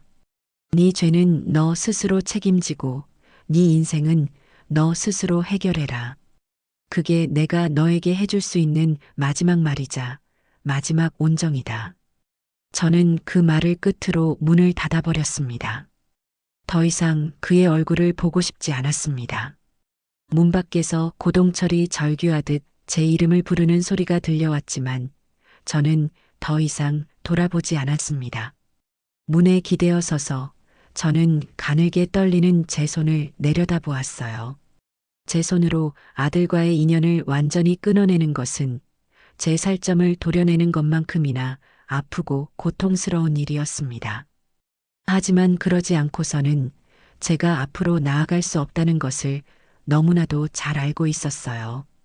그날 밤 저는 처음으로 깊은 잠을 잤습니다.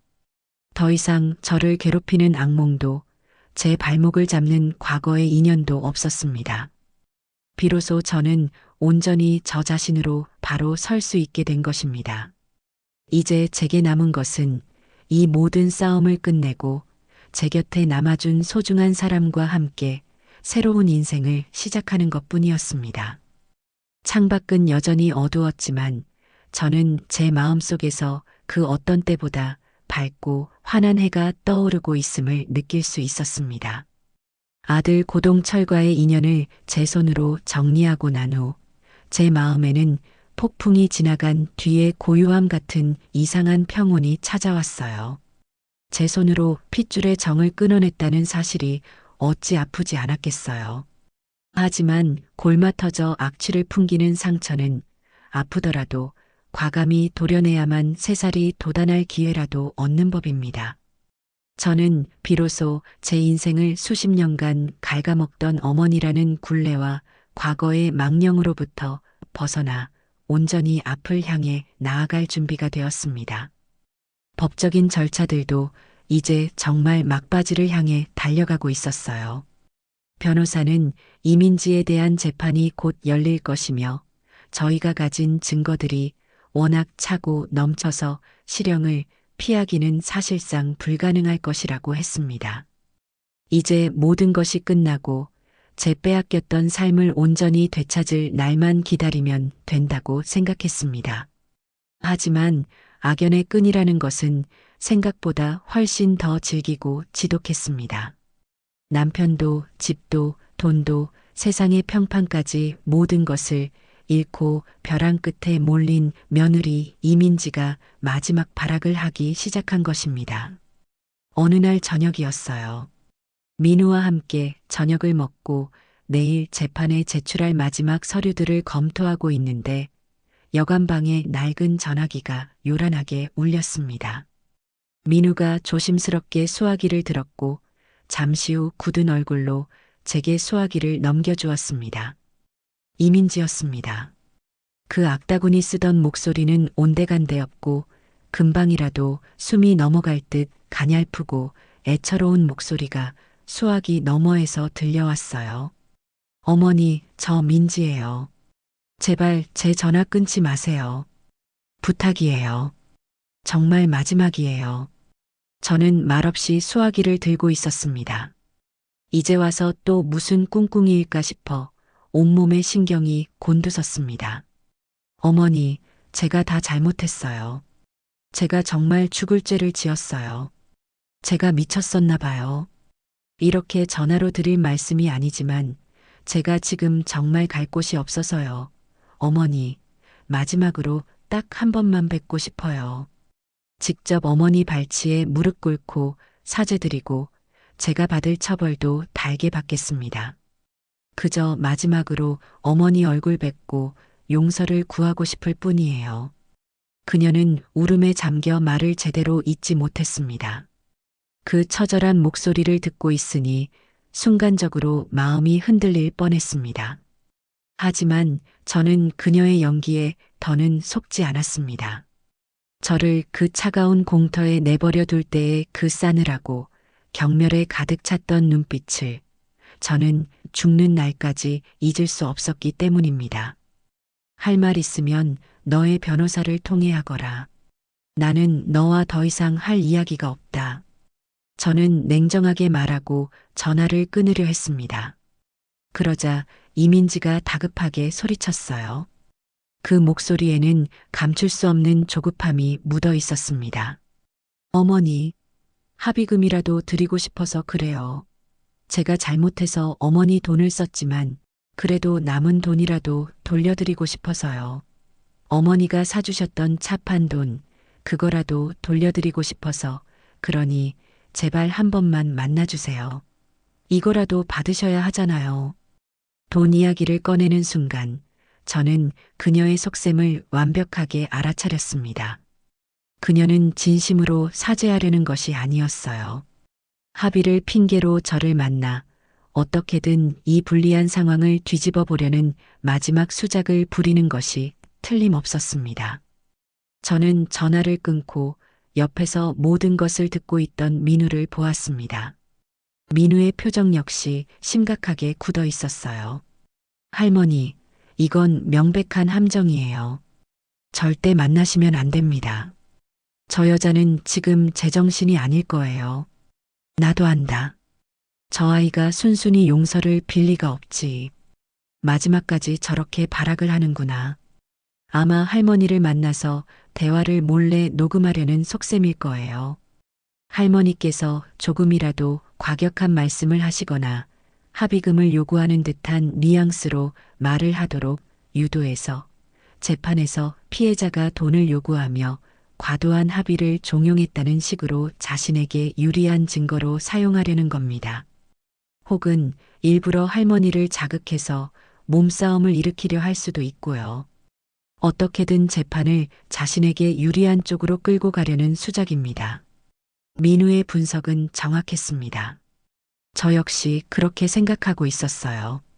이대로 그녀의 제안을 무시해버리고 재판 날만 기다리는 것이 가장 안전하고 현명한 방법이겠지요. 하지만 제 마음속에서 다른 생각이 고개를 들었습니다. 이 위기를 오히려 기회로 만들 수도 있지 않을까?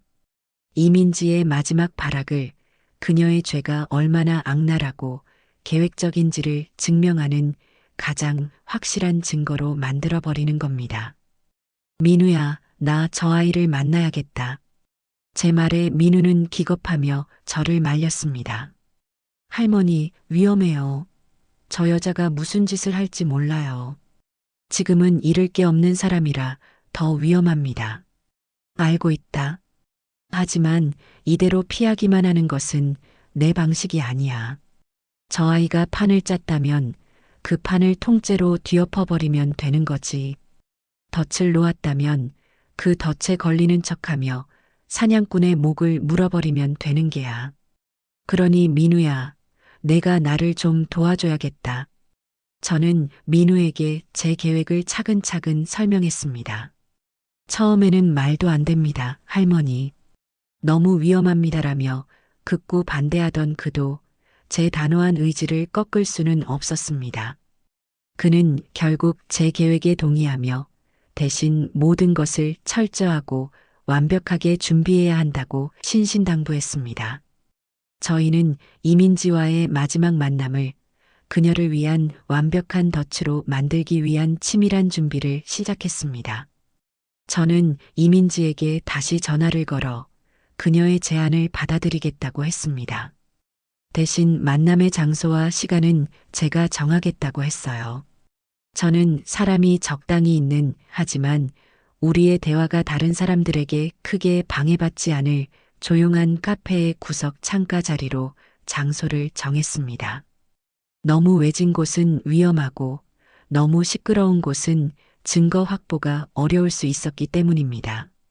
그리고 민우는 약속 하루 전날 그 카페를 미리 방문하여 저희가 앉을 자리 주변의 화분과 테이블 밑에 눈에 띄지 않는 초소형 녹음기와 카메라를 여러 각도로 설치했습니다. 만약의 사태에 대비해 그는 카페 건너편에 차를 세워두고 모든 상황을 지켜보며 실시간으로 녹화하기로 했습니다. 약속한 날 저는 오랜만에 거울 앞에 앉아 단정하게 옷을 차려입었습니다.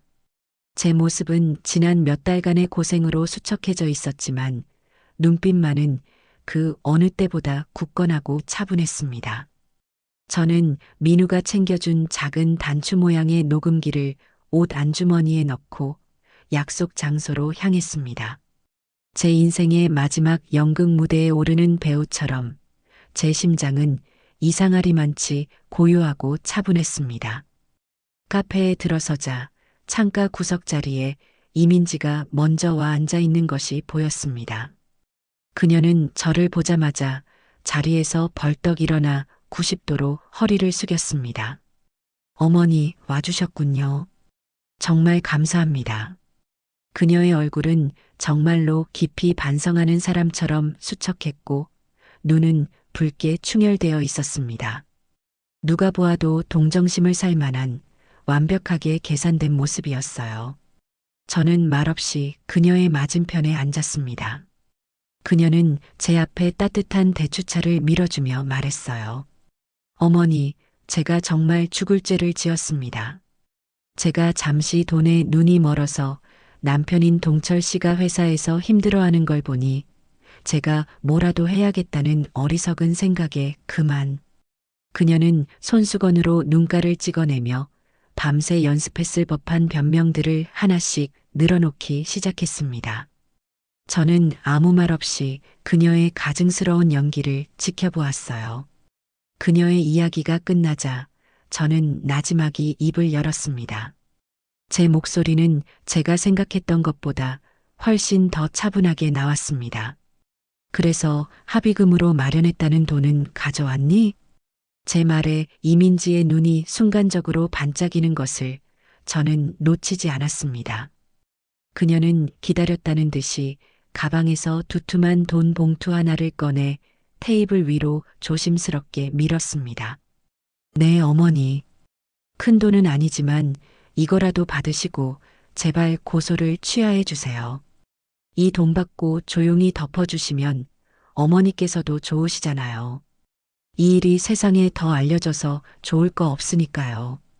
어머니 체면도 있으시고요. 그녀의 목소리에는 은근한 협박의 뉘앙스가 담겨 있었습니다. 바로 이것이 그녀의 진짜 목적이었던 겁니다. 저를 돈 때문에 자식의 범죄를 덮어주는 속물적인 늙은이로 만들고 이 대화를 녹음해서 재판부에 제출할 생각이었겠지요. 저는 돈 봉투를 보며 옅은 미소를 지었습니다. 그리고 그녀를 똑바로 쳐다보며 말했어요. 민지야, 너는 아직도 나를 잘 모르는구나.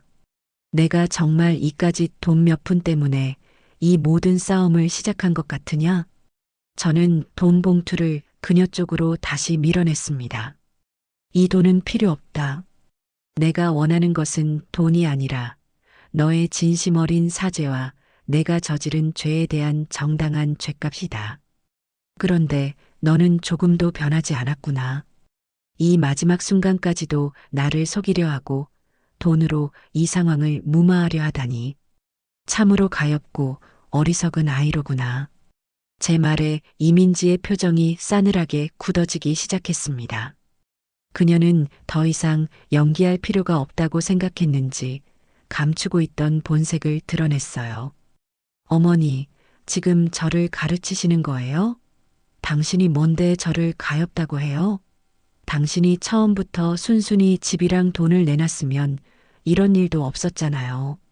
다 당신 그 지긋지긋한 고집 때문에 이렇게 된 거라고요. 왜 편하게 살 수 있는 길을 놔두고 이 고생을 사서 하냐고요. 그녀는 목소리를 높이기 시작했습니다. 주변 테이블의 사람들이 저희 쪽을 쳐다보기 시작했어요. 저는 기다렸다는 듯이 말했습니다. 그래, 이제야 내 본 모습이 나오는구나. 그 녹음기 잘 돌아가고 있니? 지금 너가 하는 그 막말들이 전부 똑똑히 녹음되고 있어야 할 텐데. 나중에 재판장님께서 아주 좋아하실 게다. 반성의 기미가 전혀 없다고 말이야.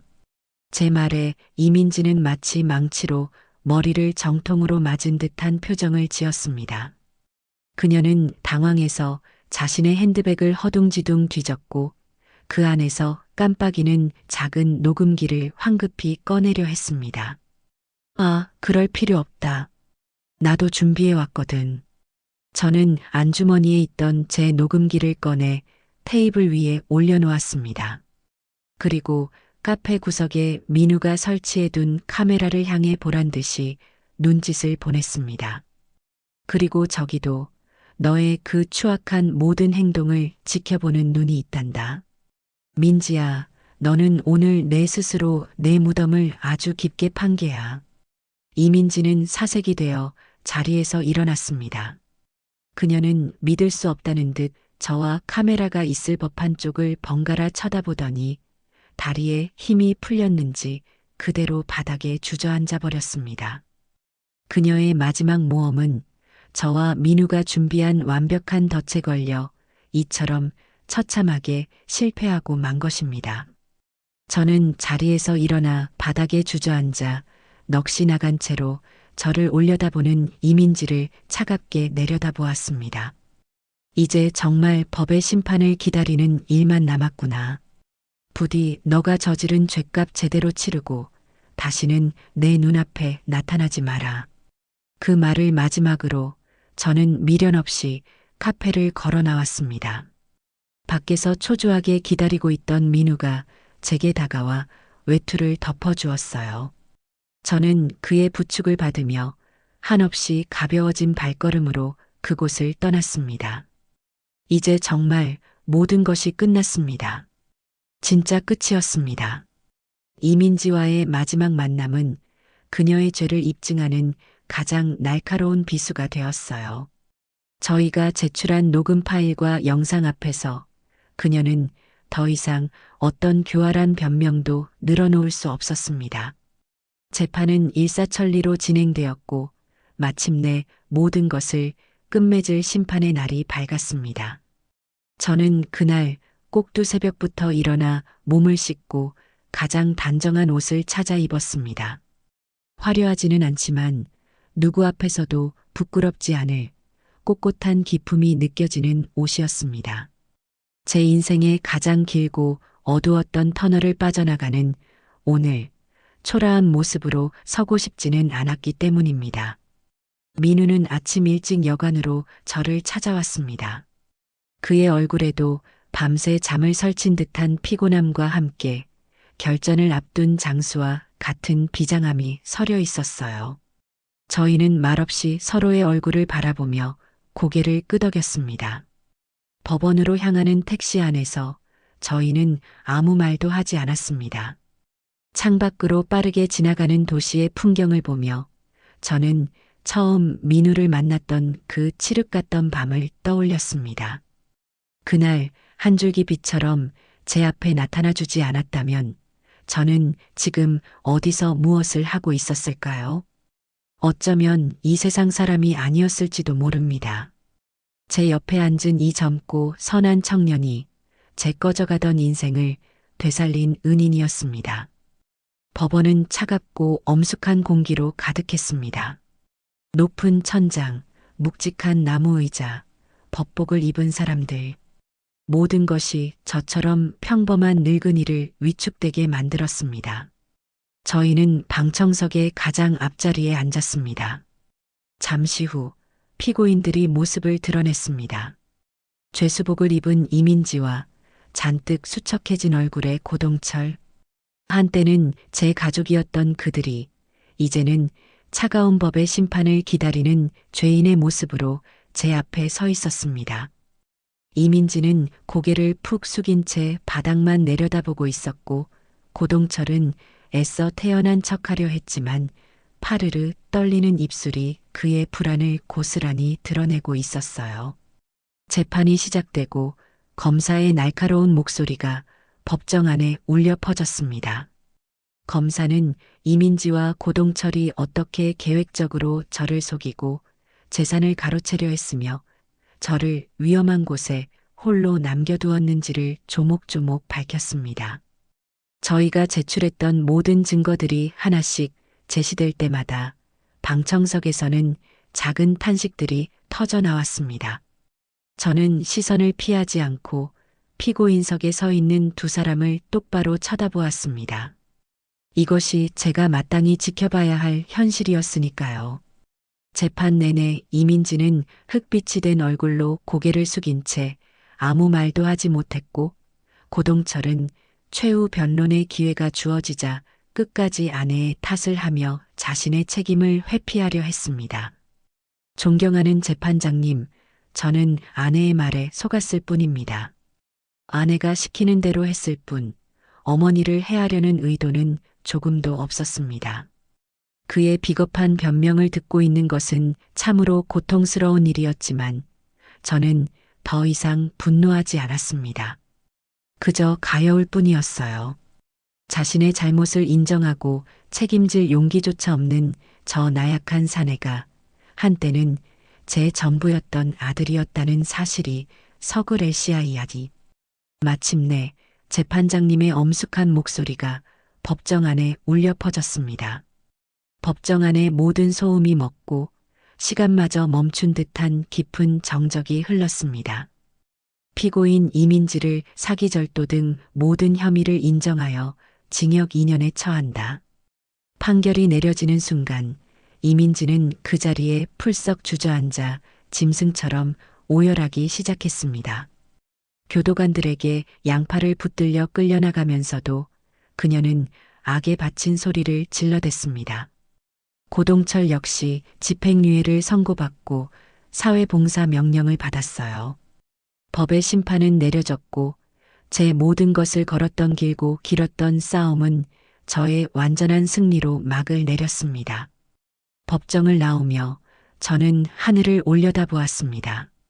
재판 내내 저를 짓누르던 무거운 공기가 걷히고 비 온 뒤 갠 하늘처럼 청명한 공기가 제 폐부를 가득 채웠습니다. 모든 것이 끝났다는 안도감과 함께 말할 수 없는 깊은 허탈감이 파도처럼 밀려왔어요. 저는 이기기 위해 싸웠지만 승리의 기쁨 뒤에는 이처럼 깊은 상처와 지독한 씁쓸함이 남는다는 것을 깨달았습니다. 제 인생의 한 챕터가 이렇게 너덜너덜해진 채로 끝이 난 것입니다. 재판이 끝난 후 저는 가장 먼저 그 집을 처분하기로 마음먹었습니다. 그 집은 제게 더 이상 따뜻한 보금자리가 아니었어요. 배신과 상처의 기억만이 가득한 흉터 같은 공간일 뿐이었습니다. 부동산에 집을 내놓고 며칠 뒤 저는 마지막으로 그 집을 찾아갔습니다. 이미 법원의 집행관들이 모든 짐을 빼내간 집은 텅 비어 을씨년스럽기까지 했습니다. 저는 신발을 벗고 차가운 마룻바닥을 천천히 밟으며 안으로 들어섰습니다. 이곳에서 울고 웃었던 지난 세월이 낡은 필름처럼 눈앞을 스쳐 지나갔습니다.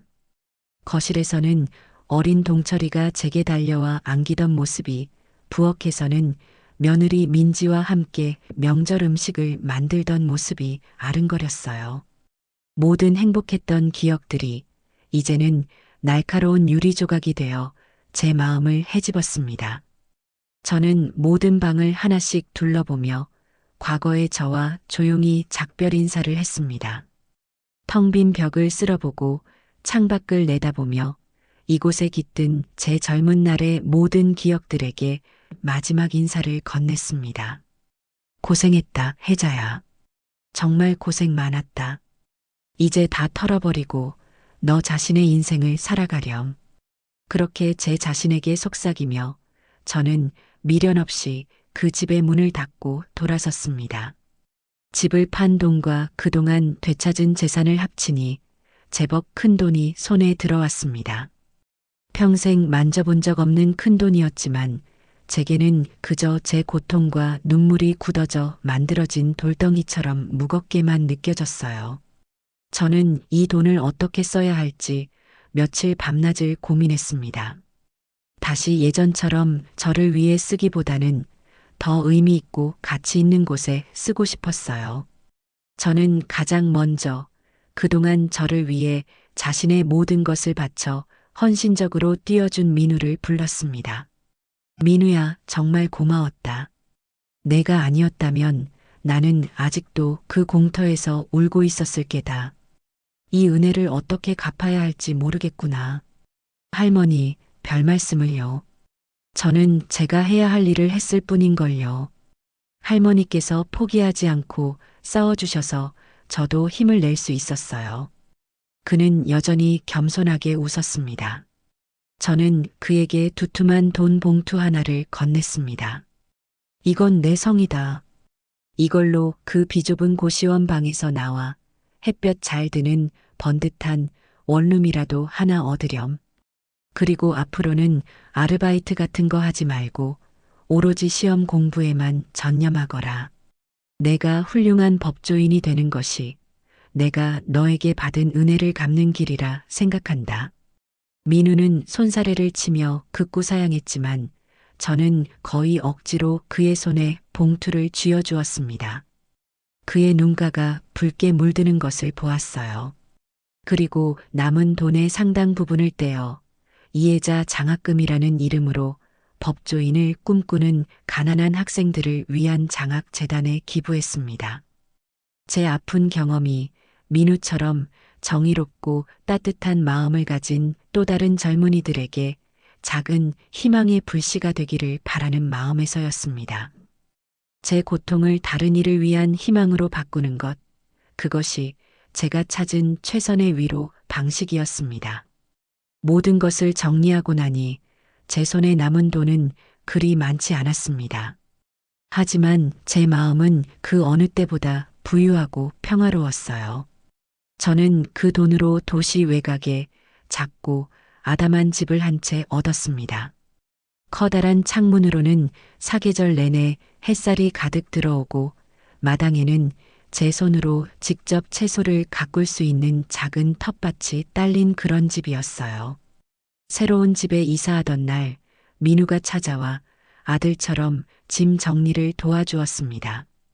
저희는 함께 땀 흘려 집을 치우고 짐 정리가 끝난 저녁에는 마당에 작은 상을 펴놓고 짜장면을 시켜 먹었어요. 배달된 짜장면을 비비며 민우가 말했습니다. 할머니, 이제 정말 할머니 집이 생기셨네요. 너무 아늑하고 좋아요. 그의 말에 저는 웃으며 대답했어요. 아니다. 이제부터는 여기가 너의 집이기도 하다. 언제든 힘들고 지칠 때 찾아와 쉴 수 있는 너의 또 다른 집 말이다. 그러니 힘들 때 혼자 끙끙 앓지 말고 언제든 이 할미를 찾아오너라. 제 말에 민우는 아무 말 없이 고개를 숙이고 짜장면만 비볐습니다. 그의 어깨가 가늘게 떨리고 있는 것을 저는 보았습니다. 그날 밤 저희는 나란히 툇마루에 앉아 쏟아질 듯한 밤하늘의 별을 보았습니다.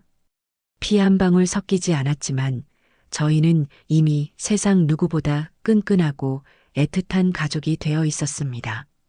배신과 절망의 아픔으로 시작되었던 제 길고 긴 여정은 이처럼 소중하고 귀한 인연을 만나는 것으로 그 깊은 상처를 치유받고 있었습니다. 그렇게 계절이 2번 바뀌고 또 2번이 더 바뀌어 2년이라는 시간이 흘렀습니다. 시간은 참으로 정직하고 성실한 의사더군요. 제 마음속에 깊게 패어있던 상처들은 시간의 흐름 속에서 서서히 아물어 이제는 비바람에 깎인 바위처럼 부드러운 흔적으로만 남았습니다. 저는 새로 얻은 작은 집에서 소박하지만 평화로운 일상을 보내고 있었어요. 아침이면 일찍 일어나 마당에 작은 텃밭을 가꾸는 것으로 하루를 시작했습니다. 제가 직접 심은 상추와 고추, 토마토가 쑥쑥 자라는 모습을 보는 것은 큰 기쁨이었어요. 흙을 만지고 식물과 대화하며 저는 제 마음의 상처도 조금씩 치유되는 것을 느꼈습니다. 오후에는 동네 복지관에 나갔습니다.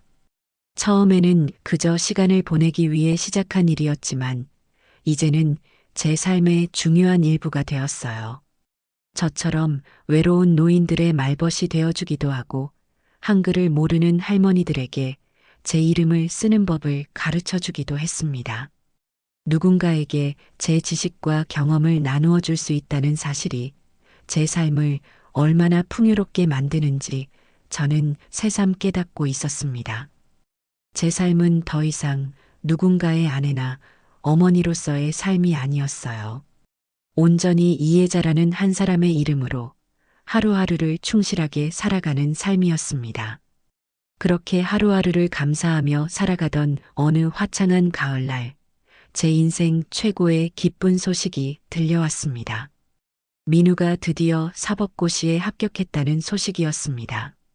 저는 합격자 명단이 발표되는 날 민우와 함께 그의 작은 원룸에서 컴퓨터 화면을 보며 마음을 졸이고 있었어요.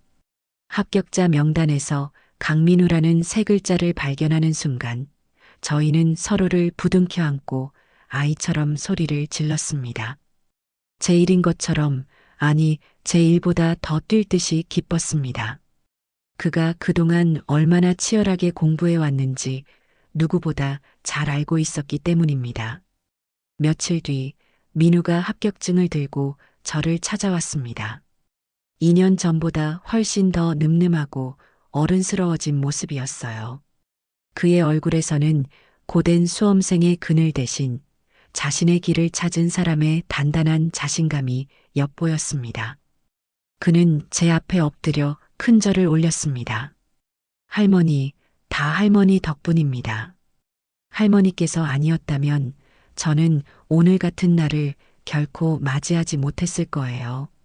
할머니께서 제게 주신 믿음과 지원이 없었다면 저는 중간에 포기했을지도 모릅니다. 저는 눈물을 글썽이는 그를 일으켜 세우며 등을 두드려 주었습니다. 아니다, 민우야. 내가 스스로의 힘으로 이뤄낸 게지. 정말 장하고 대견하다. 이제 너의 그 힘으로 세상의 어둡고 그늘진 곳을 밝혀주는 좋은 법조인이 되어주렴. 그날 저희는 마당에서 큰 잔치를 열었습니다. 저는 오랜만에 솜씨를 발휘해 민우가 좋아하는 갈비찜과 잡채를 산더미처럼 만들었고, 저희는 밤늦도록 두런두런 못다한 이야기를 나누었습니다. 변호사가 된 민우는 서울 서초동의 큰 로펌 대신 저희 동네 근처에 작은 법률사무소를 하나 얻었습니다. 그의 사무실은 화려하지는 않았지만 언제나 억울한 사람들의 발길로 문턱이 다를 지경이었어요. 그는 돈이 되는 큰 사건보다는 저처럼 억울한 일을 당하고도 법의 도움을 받지 못하는 가난하고 힘없는 사람들을 위한 변호를 주로 맡았습니다. 그런 그를 보며 저는 제가 뿌린 희망의 씨앗이 얼마나 아름답고 귀한 열매를 맺었는지 깨달으며 더 없는 보람을 느낄 수 있었습니다. 그러던 어느 주말 오후였어요. 제가 텃밭에서 갓 자란 싱싱한 호박잎을 따고 있는데 대문 밖에서 누군가 저를 부르는 소리가 들렸습니다. 돌아보니 그곳에는 제 아들 고동철이 서 있었습니다. 2년이라는 시간은 그의 얼굴에도 깊고 고단한 흔적을 남겨놓았어요. 한때는 번듯하고 말쑥했던 모습은 온데가 없고 햇볕과 노동으로 그을린 얼굴과 굵어진 손마디가 그의 고단했던 삶을 짐작하게 했습니다. 그는 제게 다가오지 못하고 대문 밖에 멀찍이 서서 저를 바라보고만 있었어요. 그의 손에는 작은 과일 바구니 하나가 들려 있었습니다. 아마 지난 2년간 몇 번이나 이곳을 찾아왔다가 차마 들어오지 못하고 발길을 돌렸을 겁니다. 저는 아무 말 없이 그를 바라보았습니다. 제 마음속에서 들끓던 미움이나 분노 같은 감정은 이미 시간의 강물에 씻겨 희미해진 지 오래였습니다. 그저 제 앞에서 죄인처럼 고개 숙인 저 남자가 한때는 제 세상의 전부였던 아들이었다는 사실만이 아릿하게 다가올 뿐이었어요. 한참의 침묵 끝에 제가 먼저 입을 열었습니다. 밥은 먹었니? 제 물음에 고동철의 눈에서 굵은 눈물방울이 뚝뚝 떨어지기 시작했습니다. 그는 아무런 대답도 하지 못하고 그저 소리 없이 울기만 했습니다. 어깨가 크게 들썩일 정도로 그는 오랫동안 울었습니다. 저는 더 이상 묻지 않고 집 안으로 들어가 밥상을 차리기 시작했습니다. 갓 지은 흰쌀밥에 방금 딴 호박잎을 쪄내고 구수한 된장찌개를 보글보글 끓였습니다. 밥상을 들고 마루에 내놓자 고동철은 여전히 그 자리에 서 있었습니다. 들어와서 밥 먹거라. 제 말에 그는 한참을 망설이다. 아주 천천히 마치 무거운 족쇄를 찬 사람처럼 대문 안으로 들어섰습니다. 그리고는 툇마루에 조심스럽게 걸터 앉았어요. 저희는 아무 말 없이 밥을 먹었습니다. 밥을 먹는 내내 그는 몇 번이나 눈물을 밥에 떨어뜨렸습니다. 저 역시 그런 아들의 모습을 보며 남몰래 뜨거운 눈물을 삼켜야 했습니다. 밥을 다 먹고 고동철은 마당 한쪽에 쪼그려 앉아 잡초를 뽑기 시작했습니다. 제가 시킨 것도 아니었어요. 그는 그저 묵묵히 아주 오랫동안 땀을 흘리며 잡초를 뽑았습니다. 마치 그것이 그가 할 수 있는 유일한 속죄의 방식인 것처럼 보였습니다. 해가 저물어갈 무렵 고동철은 자리에서 일어났습니다. 그는 제게 다가와 아무 말 없이 깊이 허리를 숙여 인사를 하고는 왔을 때처럼 조용히 대문을 나섰습니다. 저는 그를 잡지 않았습니다. 우리의 관계는 이렇게 아주 천천히 멀리서 서로를 지켜보며 다시 시작되어야 한다는 것을 알았기 때문입니다. 완전한 용서는 아직 아니었지만 어쩌면 언젠가는 아주 먼 훗날에는 가능할지도 모른다는 작은 희망의 씨앗을 본 것도 같았습니다. 그가 떠나고 저는 툇마루에 앉아 멀리 퍼져나가는 아름다운 저녁 노을을 바라보았습니다. 그때 민우에게서 전화가 왔습니다. 할머니, 저녁은 드셨어요? 제가 오늘 첫 승소했습니다. 어려운 분이었는데 웃는 모습을 보니 너무 기분이 좋네요. 전부 할머니 덕분이에요. 수화기 너머로 들려오는 그의 밝고 힘찬 목소리에 제 입가에는 저도 모르게 환한 미소가 번졌습니다. 저는 노을 지는 하늘을 보며 대답했습니다. 그럼 먹었지. 세상에서 가장 맛있는 저녁을 먹었단다. 배신과 절망의 공터에서 시작되었던 제 길고 긴 여정은 이제야 비로소 끝이 났습니다. 저는 가족을 잃었지만 그보다 더 소중하고 귀한 새로운 가족을 얻었어요. 제 인생의 진짜 장날은 시끄럽고 화려하지는 않지만 이처럼 따뜻하고 평화로운 저녁 풍경 속에서 비로소 진짜 행복을 찾은 것이었습니다.